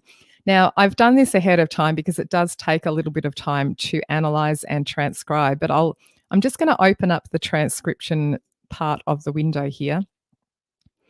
And you can see that the transcription is down the bottom. Now, I have not changed this at all. This is exactly how it transcribed my podcast. The surprising thing that did happen was that the first part of my podcast has me speaking over music, and then I speak without music underneath my talking, and it still transcribed my voice, my spoken voice, while music was playing. That was kind of mind-blowing to me. I don't know how it did that, but it did. Now, once you have the transcription down the bottom here, you can actually control the playback starting point from the text. So if I, for instance, I'm going to double click on the word "so" down here, and then you might have seen that the playback line moved along to that point, and I can hit play. So unfortunately, we didn't get through all the questions in the webinar because there were quite a few, and I decided to play and answer just a few of the leftover ones here in the podcast. Now, the highlighting of the text down the bottom there is happening automatically. I am not doing anything with that at all. It's just highlighting it as you speak through. So this, you're probably thinking, wow, this could be used in many different ways. I think this would be a fantastic accessibility tool. So if you have students that need to hear and see text at the same time, this would be a great option for them. So you don't have to use this just for podcasts. Now, the other fantastic thing that happens is that you can edit the text down the bottom here, and it will remove it from up here. So if I decide, let's play back from this point. You can hear what it sounds like currently. All right, we need to talk about keyboard shortcuts. So I say we need to talk about keyboard shortcuts. Now, if I double click on the word keyboard and delete it, just watch up in the red region up here. Did I press it? There we go. Okay, so it got rid of it. So it says now, instead of saying, all right, we need to talk about keyboard shortcuts, it just says, all right, we need to talk about shortcuts. So I'll play back this now from here. All right, we need to talk about shortcuts.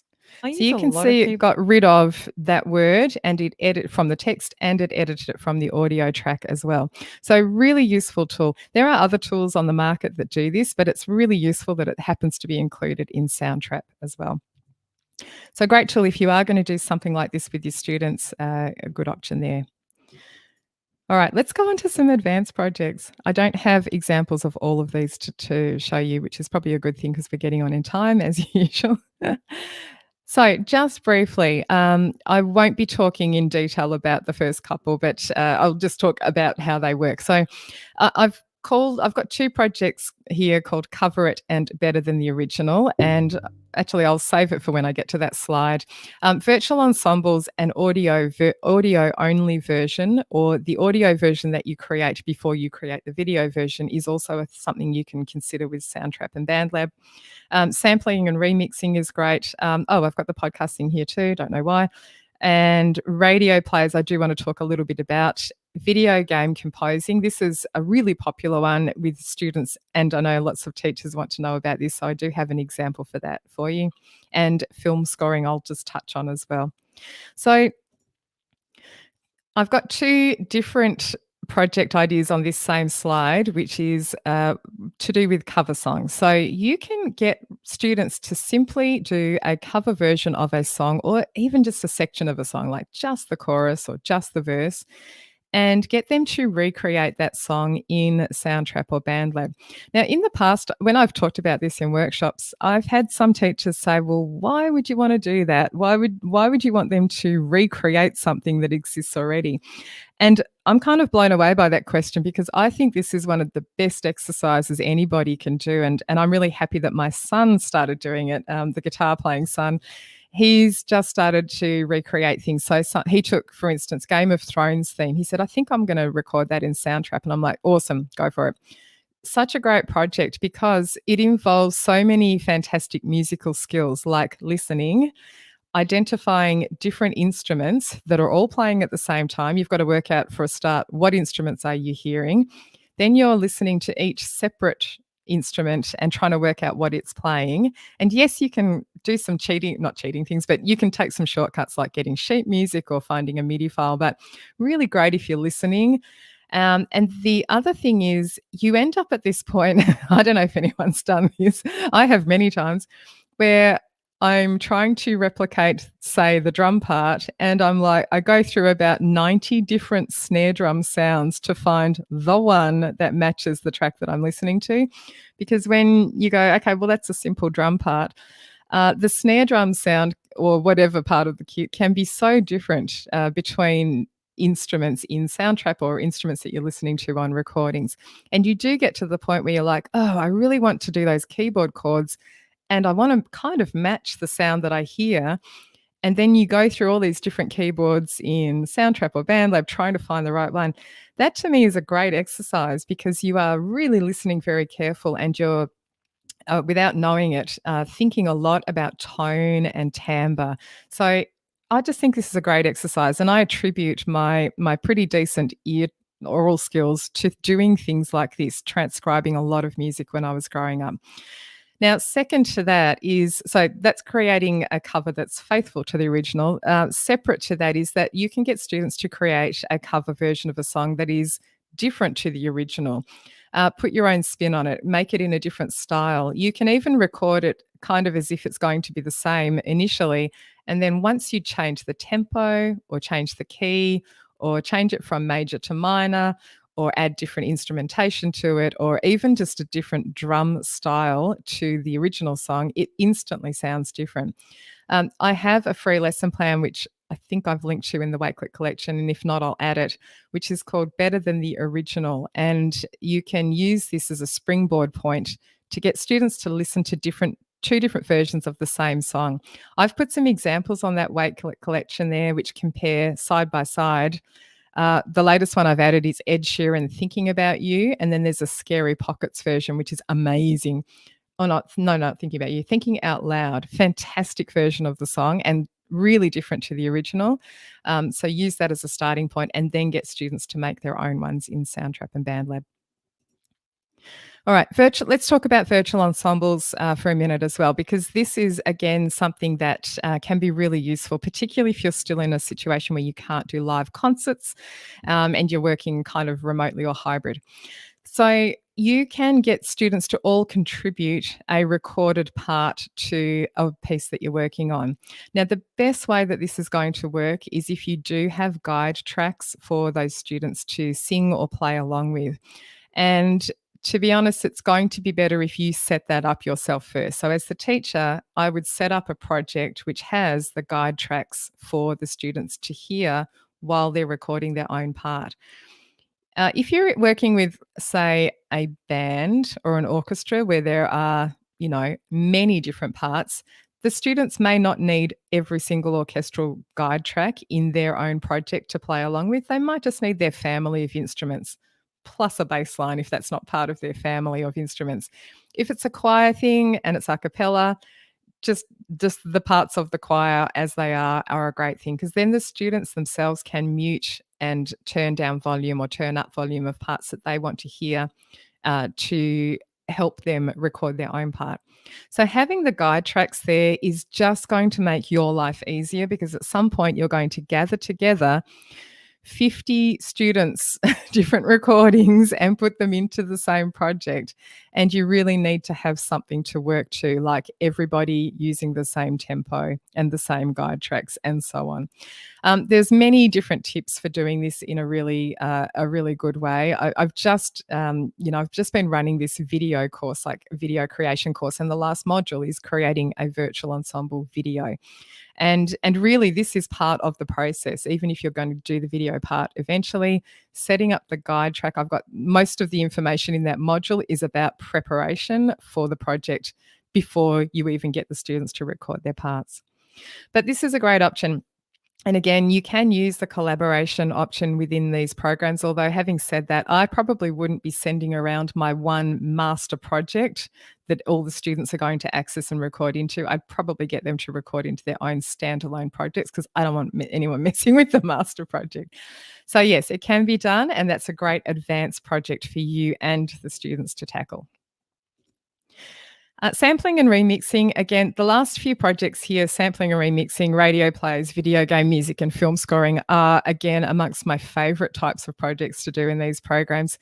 Sampling and remixing is a fantastic project to do, and this is where you can get audio samples and then create a sound palette of some sort and use the samples to create a new piece or a new sort of version of a cover version of a song. I do have a free lesson again called Wait, That's a Sample, which is a listening lesson that you can download a worksheet for and listen to some pieces which involve samples, some popular music. It's very difficult, to be honest, to find clean, non-explicit options for listening examples, but I did manage to find a few. So go and check those out if you would like that. But this one, the question is always, where do you find these, the remix samples and stems? And I have a whole article about this on my website. I'm going to be honest with you. There's the legal way and then there's the non-legal way of doing this. I advocate for the legal way. Many teachers don't worry about it so much and go for the non-legal way. If you just Google the name of a song and put the word stems afterwards, or acapellas is actually a term that's used, and it's not spelt correctly, so it's with one C and one or two Ps depending on who's writing it. Acapellas, plural, is the sort of the colloquial word that gets used for this type of thing, specifically in reference to the vocal part of a song which has no backing tracks with it. And these are the sort of the coveted things that you want to use with your students. So from a legal standpoint, you can use these in the four walls of your classroom as long as nothing is going to leave your classroom. You're not going to share it online. You're not going to put it on YouTube. You're not going to do anything else with it. So under fair use, that's my understanding anyway, and do check for your country because rules are different in different places. You can use these in the four walls of your classroom. I personally do go down the squeaky clean route, and I tend to find things which are legally made available, and it's often through competitions. So there's a website called Indaba, which is a remix competition website, and famous people share stems or samples or tracks from songs, which are all individual tracks. So you get the voice track, the keys, keyboard track, the bass line, all separated out, that you can then go and use to create your own remix. So a few years ago, I downloaded, through one of these competitions, I downloaded the stems for Somebody That I Used to Know by Gautier. And this is the example I use all the time. It's a little bit old now, but to be honest, it's come back a little bit on TikTok, which is kind of cool. So maybe kids today will know it. And you can put together, your own version of that song. It's really good to not use the entire stems as they are. You kind of want to chop them up, use little snippets of them. And I do have an example. I might move on, but if I've got time at the end, I might play the example that I made a few years ago for that. Let me just talk through the last couple of projects here, advanced projects. So moving on, the next sort of advanced version of this storytelling type activity, again, is doing a fully fledged radio play. Now, I've put the picture there from, this is one of my favorite YouTube videos of all time. And I'm not kidding. If you have not seen this, go and watch this whole video. It's 10 minutes of your time. I think it's 9 minutes and something. It's a fantastic behind the scenes look at a radio play from 1938. And it's actually very clever. They set it up as there's a kid that comes home and he races inside and turns on his radio because he's watching, he's listening to this radio show. And then it switches from the view of him listening to the radio to inside the studio where the people are actually creating the parts. And they make the sound effects live in the studio, the Foley, the sound effects, it's all happening there. And people do the voice parts, and it's highly choreographed because they're all using the same microphones to record.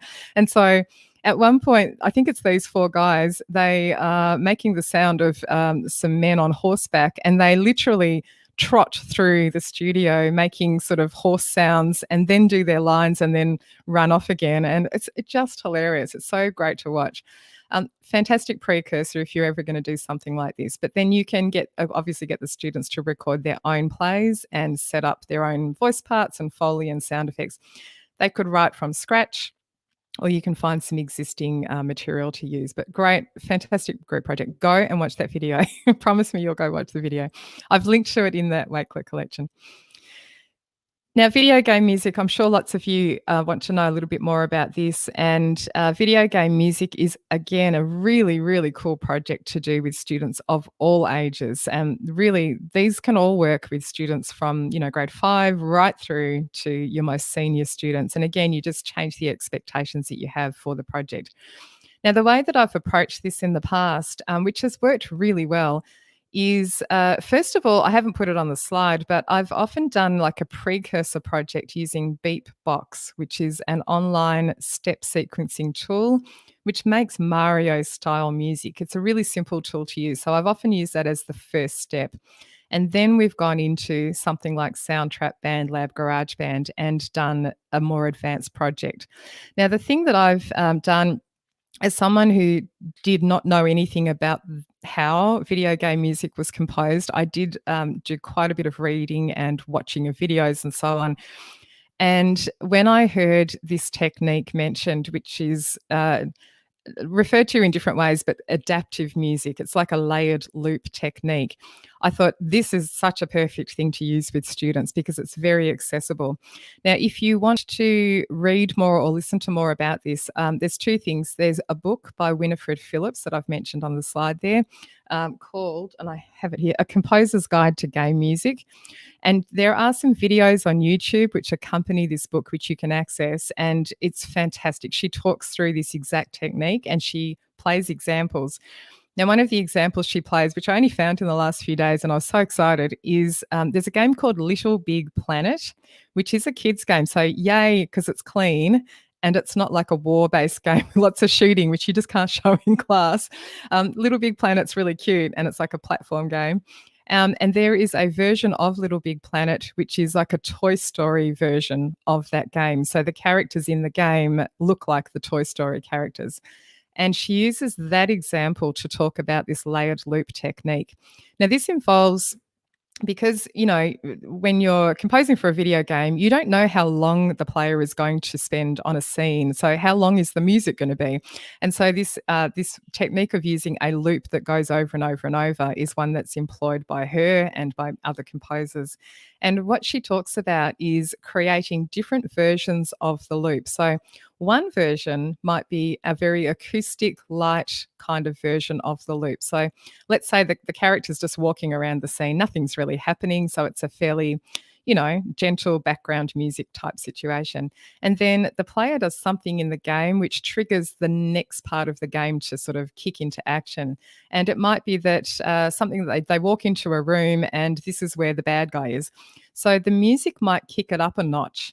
And the way that this can be achieved from a compositional point of view is to have another loop that fits with the first one that gets added to the first one and makes the music elevate to the next level. It becomes more intense. It becomes more heightened. There might be more drum patterns going on. So you can really vary the music this way, and the change in music gets triggered by the player in the game. But she talks about having 3 or 4 different loops, and each loop is a group of instruments that work together. and they can be standalone, or all of the loops can fit together at the same time. So I've made my own example of this, which I'll show you in a second. But the difference between each of the versions is going to be in instrumentation and texture, tone, and intensity. And ultimately, they can all fit together. So I've done this with what I've called epic battle music. And I've color-coded my regions so that you can see the different groups of instruments here. So the top group of instruments is just percussive. The second group, which is orange, are all brass instruments. The next one down are kind of strings plus ocarina, because ocarina needs to feature in my video game music. And then I've got guitar, harp, and it's jazz brushes kit, but it's light percussion down the bottom. So I won't play all of these together. I'm actually going to play the versions of the loops separately. So all of this music, it's the same. It's 4 bars only, realistically, and then it's all through the music. So I'm going to play from bar 9. So at this point, I've just got these bottom 3 instruments playing here. So just so that you can hear how this sounds.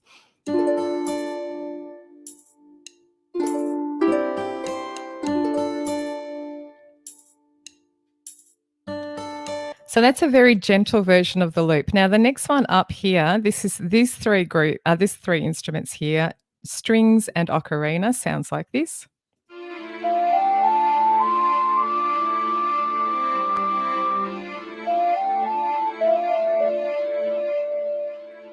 So you can hear it's the same loop of music, same harmonically, but different set of instruments playing and different melodic material. The top group up here is just percussion.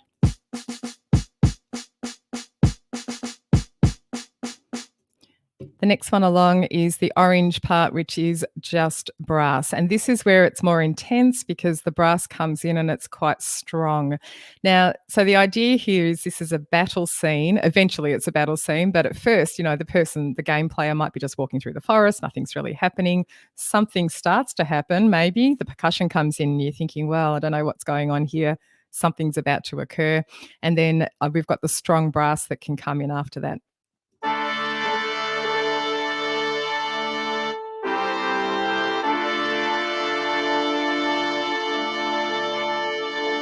So these groups of instruments, they can be on their own.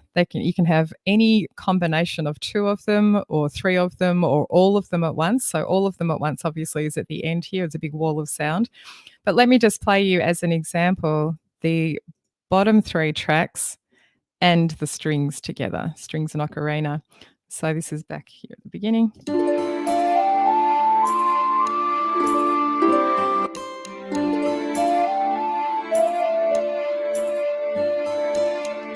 I could turn on the percussion at this point at the top to make it a little bit more intense.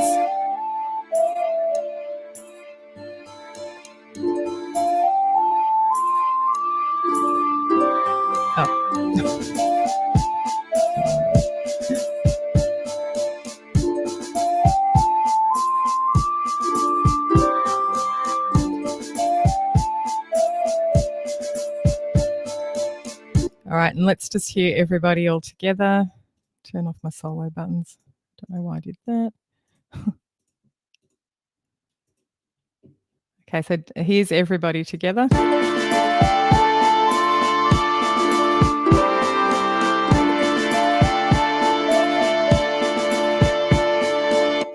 So a great project for students to do, and it's a useful one which you can do in any style. So Winifred Phillips' examples that she uses in the videos is a comedy style. It doesn't have to be battle music necessarily.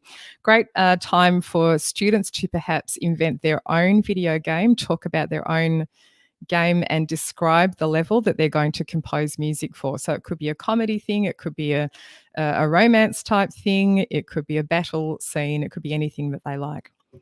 All right, and lastly, I'm going to just finish on talking about film scoring. Now, the difficult thing with film scoring in both Bandlab and Soundtrap is that you cannot import a video clip and compose to it side by side, music and sound effects and so on, side by side with the video. It doesn't mean you can't do film scoring. It just means you have to be a little bit clever about it. So you can't specifically time precise sound effects with some sort of action in the video. Now, if you use GarageBand on the desktop, you can do that. And I've just put a picture of that on the slide there. So that's what it does look like in GarageBand on the desktop version. You can't do it on the iPad version of GarageBand, but the desktop version does a great job. So instead of doing that, where you want to have the videos side by side inside the software program, you can just change your approach to this altogether. You can instead have the students simply compose a character theme. So, of course, there's lots of lead up things you can do with this. Listening, there's endless numbers of YouTube videos you can watch all about character themes and leitmotifs and all sorts of things. But you could talk about that with students. Maybe they take a movie and they're going to compose a theme for a specific character. So that's one thing you can do. And then you're not having to time it with the video itself. The second thing is you can take the time length of an entire scene or part of a scene and get the students to compose mood music for that scene. So you'll talk about what type of mood do we want to invoke in this scene. Is it a scary scene or is it a comedy scene or something in between? And then you go, okay, the scene here is 38 seconds long. And then you tell the students you need to create a comedy theme that lasts for 38 seconds. And then it's quite easy after that's done to then stitch the two together. You can take a video and the music and put them together in your video editing software. But you can't do that part. You can't join them together in Soundtrap and Bandlab. And lastly, the other approach you can take is to get students to watch a video scene, and create a cue sheet. A cue sheet is really a simple list. It's a table which has the times in one column and what's going on in the second column, a description of the hit points or the action points in that scene. So it might say something like, at 1 minute and 4 seconds in the scene, the boulder drops on the head of the main character. That's a bit rough, but something like that. And you can then go into Soundtrap or Bandlab and use the cue sheet as a guide to compose the music to go along with that scene. Personally, I feel like option 3 is, I feel like students are probably, I haven't experienced this with students, but I think that they're going to perhaps be a little bit frustrated because you can't get really precise timings done. When you're using it in GarageBand, like on the picture here, you can get really precise timings and it looks really cool when you time the boulder falling onto the character's head or whatever it is. So anyway, it's up to you. Option 4, which I didn't actually write down there, is I know some teachers have actually used 2 devices side by side, Soundtrap, let's say, on one, and then they've had the video playing on another student's device and they've composed side by side like that. I haven't tried that. If that works, awesome. I feel like that could also get frustrating, but there you go. It's an option for you. All right. I won't play you an example of that. I'm going to wind up here and we'll open up for questions. But thank you so much for hanging around. Oh, gosh, I even cut out some ideas from today's webinar. Way too many things, as usual, but thank you for coming. And PD certificate, Amy may have already posted this already. There's a certificate for today's time that you can download. You can either do it from this point here. We will also email out a link if you had signed up for the webinar ahead of time, and that will be emailed within 24 hours along with a link to the slides that you can download.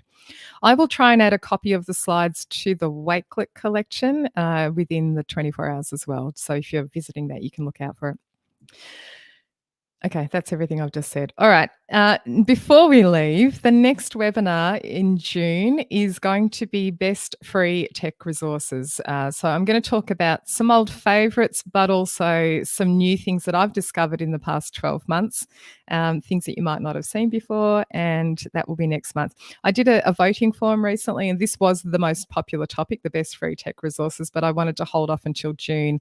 Every year I put together a guide, which is free tech resources for the year. And so hopefully we will have the new version of it done by June, so in time for this webinar. But thank you so much. Anyway, I will just get out of my slides and go back to, which button am I pressing? Hold on, not that one. Going to go back to me on the screen and maybe Amy too. Here we go. Yay. Amy, I need to add to stream. There we go. You're on. Hi. Hey, how are you doing? Oh, good. I have a few questions for Yes. you. So I know I definitely have one, and he had to leave early, so I want to start with his. And this was Trevor. So he's asking a Bandlab question and curious to know if you know the answer. We were trying to help him in the chat, and we didn't quite get the answer for him. So maybe you know. So there's a student that's playing a bass line to Heart and Soul that I have them. When listening to them play, and I choose to turn on the metronome, it almost sounds like the metronome slows down. This is in Bandlab. Is it possible I am creating lag in the playback by choosing to have the metronome on at the same time, even though the metronome is not in the audio that the student submitted? Yeah, I know what you mean. I think maybe so in both Bandlab and Soundtrap, it's possible that anybody is going to experience latency at some point or another. And sometimes it comes down to which device you're using, whether your internet connection's any good. And lots of you will know what this means. So when you're recording, let's say you're recording along with a metronome, sometimes things are not in time with one another, and there's enough of a delay to make it really frustrating. And often your recording then ends up just being bad. You sound like a really bad player because you can't play in time. I wonder if it's something to do with that. In Bandlab, there is actually a magic button you can press. Now, I can't remember where it is. I'll post a link to the place where it describes this in the help article. But there's actually a button you can press to kind of improve that delay while you're recording into the program. Soundtrap does not have that option as far as I know. And so I think in some cases you kind of just have to go with whatever you've got at that time. So I think that might solve the issue. I don't know if it will for sure, but hopefully, fingers crossed. I'll have a little chat while we're talking about other questions as well. Have you seen that before? I don't know if you haven't used Bandlab so much, have you? Mostly Soundtrap? No, definitely Soundtrap is the one that we're using at school. So I was answering the Soundtrap behind the scene questions, but yeah, the Bandlab ones. I also reminded that your Wakelet has some great tutorial videos for Bandlab on it. Yes. So with, I'll just mention those while we're talking about it. With Soundtrap themselves, the company Soundtrap, have amazing tutorial videos, like really good. And I've noticed that they've just done a whole heap of updated ones in the last, I want to say, like 2 or 3 months or so. The thing with all tutorials for any software is you always want to be looking for something that's relatively recent. So I'm always looking for like the last 12 months or so. Things that are from 3 years ago, do not watch them. Do not send your kids to them. It's not going to help them. So always look for something recent. So Taylor, who works for Soundtrap, shout out to Taylor if he's listening to this at all, but he has made some amazing tutorial videos. They're short, they're clear. He just has a great way of delivering the information. So go check out those. Bandlab, some of my favourite tutorials are made by someone I know in the UK whose name is Phil Healy, and he has his own company, Inclusive Music, and he has a fantastic set of Bandlab tutorials, and he's kind of making those all the time. And again, they're quite updated. The thing I like about his is that he's made them for teachers and for students, as opposed to general Bandlab tutorials, which will still work for you, but they're not intended for teachers. They're intended for that general consumer. So they have a slightly different, approach or a bend on them. Bend? I don't know. Well, here's some more questions. Templates came up, and they were curious. I led them over to your Wakelet, but would you cover how to create a template and save it for the students?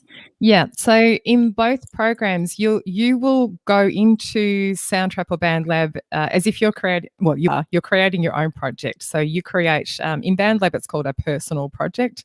And in Soundtrap, you're just entering your studio and you're creating your project in there.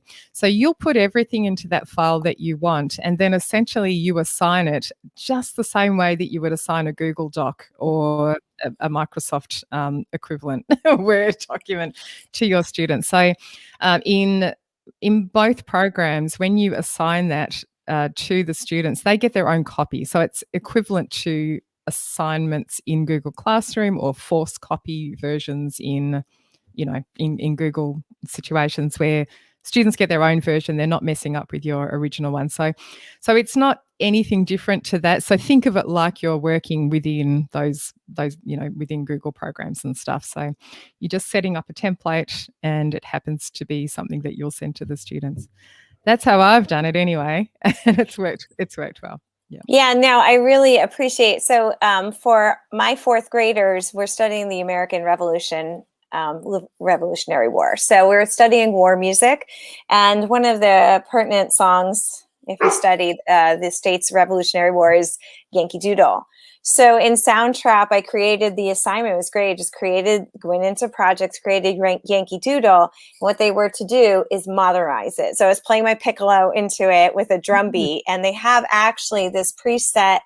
It's called like Revolutionary War like sound, and it's this like army marching and then marching away. So I did that, and it's exactly as you say. Create assignment is right there in the project page. You hit create assignment. I want to share it. I shared it to Google Classroom and sent it right to the fourth graders. So when the fourth graders logged on and they clicked it, it goes to their Soundtrap account. So it's not like they can mess with each other's. It immediately goes right to their Soundtrap account, and it couldn't have been any simpler. So it's really like, I love bringing the students into this. And like I said, my third graders cannot get enough of it. I love it. Just to know is that when you have the education version of these programs, so when you have the education account, there is literally an assignment button. So it's kind of like you've got your own Bandlab version of Google Classroom or your own Soundtrap sort of. It's not quite really the same as Google Classroom, but you know what I mean. You're in your account. You see a button which says assign to students, and off you go, and you do it that way.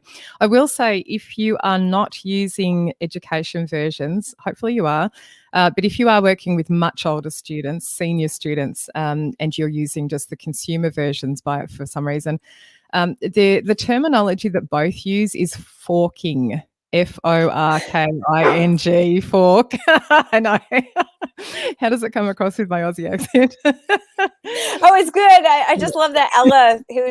Oh, no, and Ella's going. Honestly, you can just see her cute little ears and like her nose and her eyes behind her, and she barked right when you said that.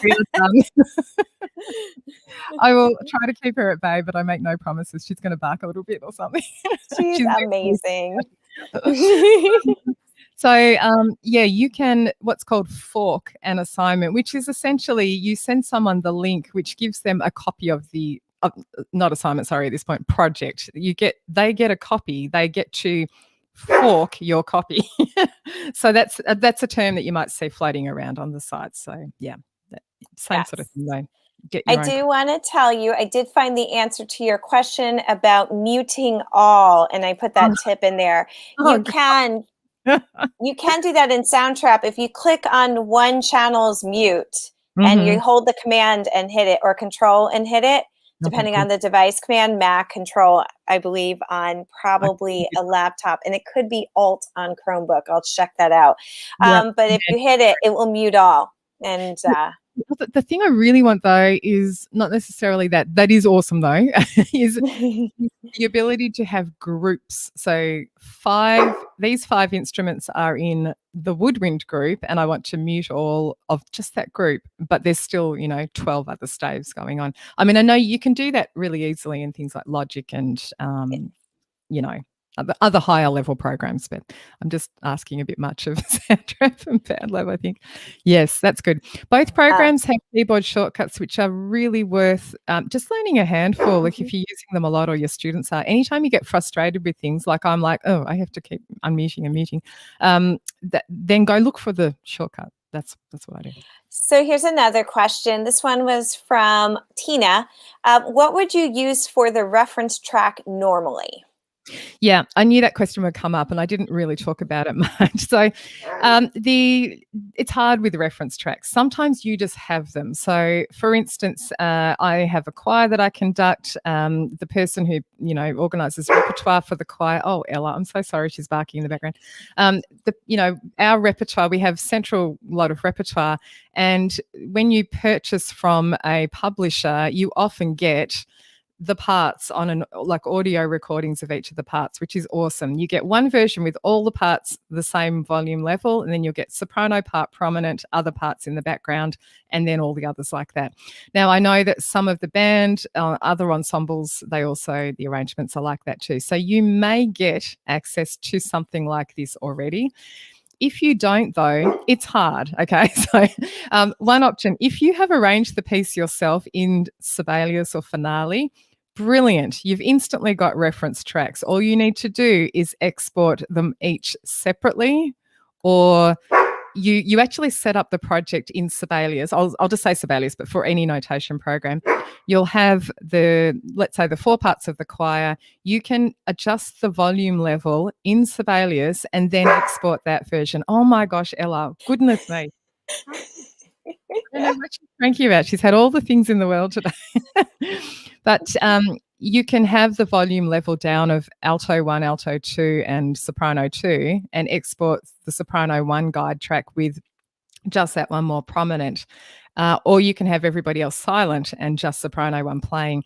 You can have whatever combination. So however you set it up in Sibelius, then you export it, and that's what you can put into Soundtrap. You can export all the tracks separately as a MIDI file, and you'll get every track to bring into Soundtrap or Bandlab as separate instrument tracks. And yeah, then you can do whatever you like to it. You can change the instrument playback sound once it's in Soundtrap. If you don't have your own arrangement and you don't have a publisher's version, then it's hard work. You have to physically play into Soundtrap or Bandlab the part. Or I would, if your students are old enough, get them to play it in, because this can teach them playing in the part, one section at a time. They can play the part in and learn how to use the quantize function. So if they're not very capable of playing well, they can enter the notes manually one by one if they want to, or they can hit record and play them in on a keyboard. Many different ways to get the notes into the program, and then they can do it at a really slow tempo. That's the other great thing. Then they can clean it up by using quantize. Ella. and that will just shift the notes to exactly on the beat rather than just slightly after or a bit late or whatever. Clean it up. This is a great exercise for them to do, but yes, it's a bit time consuming. And if you've got section leaders in your ensemble, that could be a great job for each section leader to do. Assign it. Can you? That was the saddest one. When she went, oh, no, not that. Go get your toy. Go on. Like, tethered to the microphone, so I can't get her. You should come closer, because then I could pat her. She's just staring at me from a distance. Well, she keeps appearing in the screen. It's hilarious. She's not in arm's reach, so I'm like, come over here. Ella, come here. All right, here's another question. This one came from Nadine over on YouTube. Where can I find the quote, wait, that's a sample, unquote, lesson example that was talked about a few minutes ago? Is that on your community? I did not see it on your Wakelet. Yeah, I've got a couple of which are inside on the public website, like available to everybody. And then I've got some things which are just for the members of the community. And that one I'm pretty certain is only in the community. So, so that's an option in there. So join the community. We love to have you. And then one final question. Eva asked this one, and I'm not sure if she was asking about tonight's webinar or as a future webinar. So if Eva, you're still on, you might want to clarify that. Could we do some storytelling /podcasting /film scoring directly in WeVideo or DaVinci Resolve? It sounds like that's she's asking for a future webinar. I'm not sure though. Well, two things. I did actually have that as a suggestion for a topic in the future, like how to make your own podcast as a standalone thing, and then I ended up sort of putting it into this one.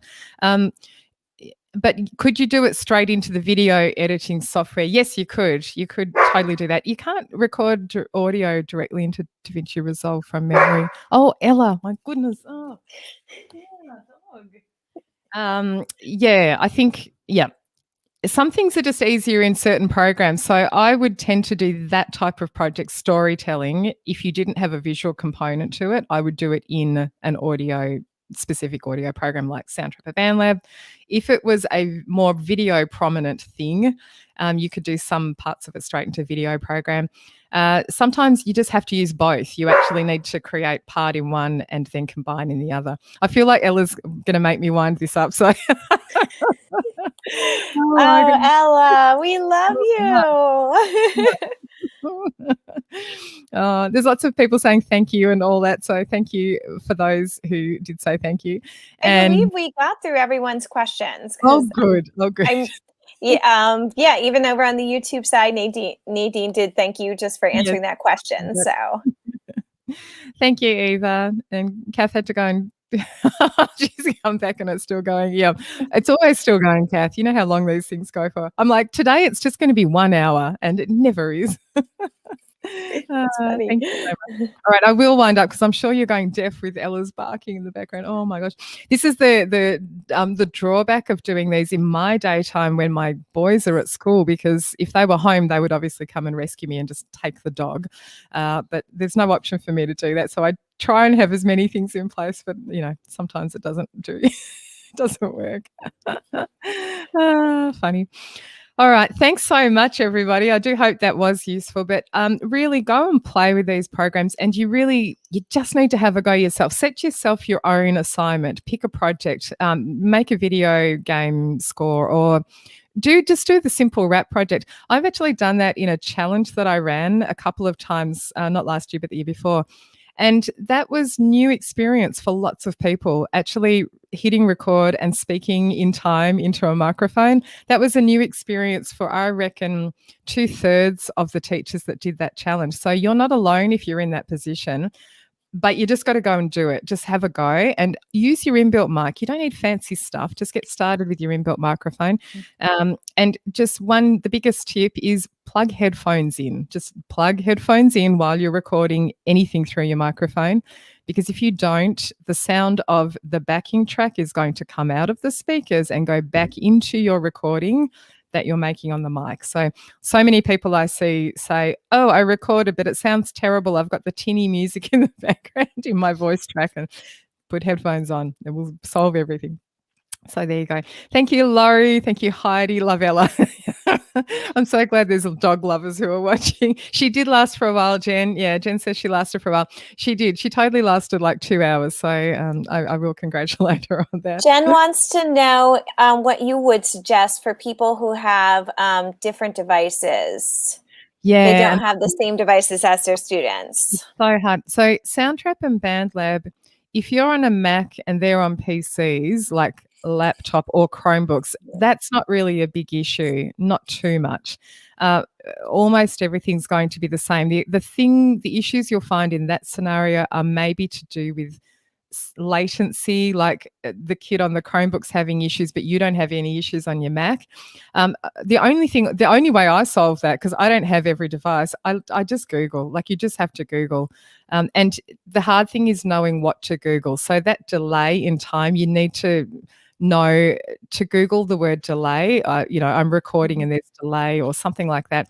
Or if you remember the word latency, that's the more technical term, the proper term for it.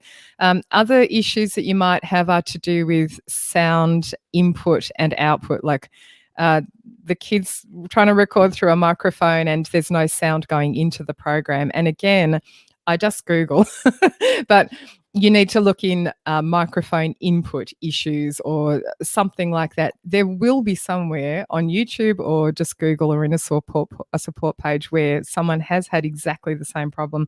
If an error message pops up, you copy and paste exactly what's in the error message just straight into Google. Don't put anything else, just that, and then someone will have posted that in a forum and you'll find it. That's the only thing I can suggest, really. And over time, you will have an understanding of the common issues and how to solve them. That's the only way I've learned over. Yeah, and the iPads are an issue. iPads are an issue, yeah.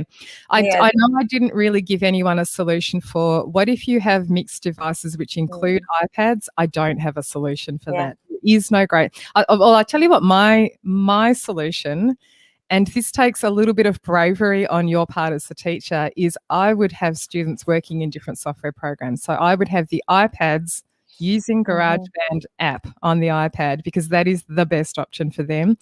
And I would allow the kids on the Chromebooks or the Macs or the PCs to use one of Soundtrap or Bandlab. Just pick one of those. There's no one program that you can use that will work on the mixture of iPads and Chromebooks and Macs and PCs. It just is not. If I am wrong about that and someone's got an amazing solution, I don't think there is any solution for that. So, yeah. The best scenario is when you have all iPads, and then the combination of Macs and PCs and Chromebooks is not such a big deal. But the combination of iPads with the others is hard. Sorry. One of the things I suggested is on Soundtrap, I am the admin. So not to have the IT be your admin, but you be the admin, because being able to go into the admin panel and turn off the video chat, turn off the text chat if they're abusing it, being able to go into their accounts to invite me purposely. If they're not inviting me, I'll just go in and invite me instead. But monitoring those chats are really important, even as young as 3rd grade. Just like, there's always one who sits there and just puts gibberish into the chat and then comes up, Mrs. Burns, please don't write this. It's 2 stars and a wish, Shauna Longo. It's 2 stars and a wish. That's what you're putting into the chat. But I do, Monique was having an issue because she had the EDU admin and now she no longer has it in Soundtrap, but someone does. And we have to go find that. Like you need to be that. Yeah. To be that, yes, I didn't even really talk about that with the collaboration project. So anytime you see features where you're like, oh, that's not going to work well with my kids, like video chat or messaging, I mean, I think pretty much in every program there is a way to control it or turn it off. You just need to go find it. So I see comments sometimes in reviews, reviews in app stores and stuff like, oh, I love this program, but this feature is awful. Well, did you look to see if you could control it? Because probably you can, and it's a feature which just happens to be there. You don't have to use it necessarily. But you'd be wanting to teach your kids how you want them to use that feature, and then you drip feed it to them on a very controlled basis and revoke all access if anything goes wrong. It's just digital citizenship ultimately, and it is a skill that they have to learn. And it's no different from in class. If you're all in the same class, the kid that talks over the top of you as the teacher, or situations like that, it's just management. Or dogs that bark over the top of you when you're delivering your webinar. So funny. Yes. And Amy, I meant to mention, Amy and I were talking ahead of this webinar about seeing, and I can't remember if this will solve your problem or not, seeing student projects. We talked about it in the chat today. That you have to be invited on. Do you? Oh, so the video I watched made me believe otherwise. I'll send you the link to the video. It's one of Taylor's videos. I don't know if it's going to solve it though. It was more to do with the difference between, as a teacher, whether you choose to create an assignment or a group project. And the assignment version was supposed to give you access behind the scenes to all the kids, but I didn't see mention of them having to invite you. That's annoying. Okay. Yeah, they have to invite me for me to be able to see it. I mean, that is a con I feel in Soundtrap, is that like where Noteflight, I can just go in and see all the projects that I created, the assignment. In Soundtrap, I have to have them invite me, or I just go into their login and just invite myself on there. But once I invite it in, it's a lot easier for me to get it. But there are so many pros on Soundtrap there. There are really great pros with the chat feature. Honestly, it is teaching my students digital citizenship better than any lesson on digital citizenship could do for them. Video chatting is great if your kids are spaced all over the room. Honestly, keeping the video chat inside your music room, because they're 6 to plus feet distanced out. If you're here in the States, we still are. That's a great way to be able to have them talk to each other when they're not supposed to be near each other. Yeah. And I should say Bandlab also has a chat feature within the program too. Like you can type to one another, which is particularly useful because in Bandlab you need to change ownership of the project in order to add to it. So you can say, hey, Amy, I'm now going to let you be the controller and edit your own thing or add your own part to this and whatever. I don't know that there's video chat in Bandlab. I think not, but I could be wrong. Explore anyway. But yes, they're both just great. I've always had more of a leaning towards Soundtrap, to be honest, but Bandlab, I don't know. I was looking at it in the last week or so, thinking, well, it is really good too. So I do think it's good to have a look at both options if you're exploring them as an option. The chat feature in Bandlab, Jen, is it's in a collaborative project. So you need to invite someone to the project. I think that's the mechanism in Bandlab. You invite them to the project, and then there's a panel on the right-hand side, kind of like in Soundtrap, where, you can type messages to one another. I hope it's not a dream that I had. I'm pretty sure that's correct. Hey, she found it. Sometimes I'm in both programs so equally, or other software, and I'm like, was that in that one or the other one? My brain's pretty good at remembering that, but anyway. Excellent. All right, we will wind up. The chat window will remain open just for a little while, and then it will be closed off. The replay, you can continue to watch the replay of this for 24 hours at least on this page. And it will just be on YouTube anyway, so if you need to get back to it that way, you can. And I think that's about it. So I'll see you next month for the free tech resources webinar. Thanks, everybody. I'm going to pat my dog now. Thank you, Amy, again. So cool, as always, to have you here. I'm trying to find the button.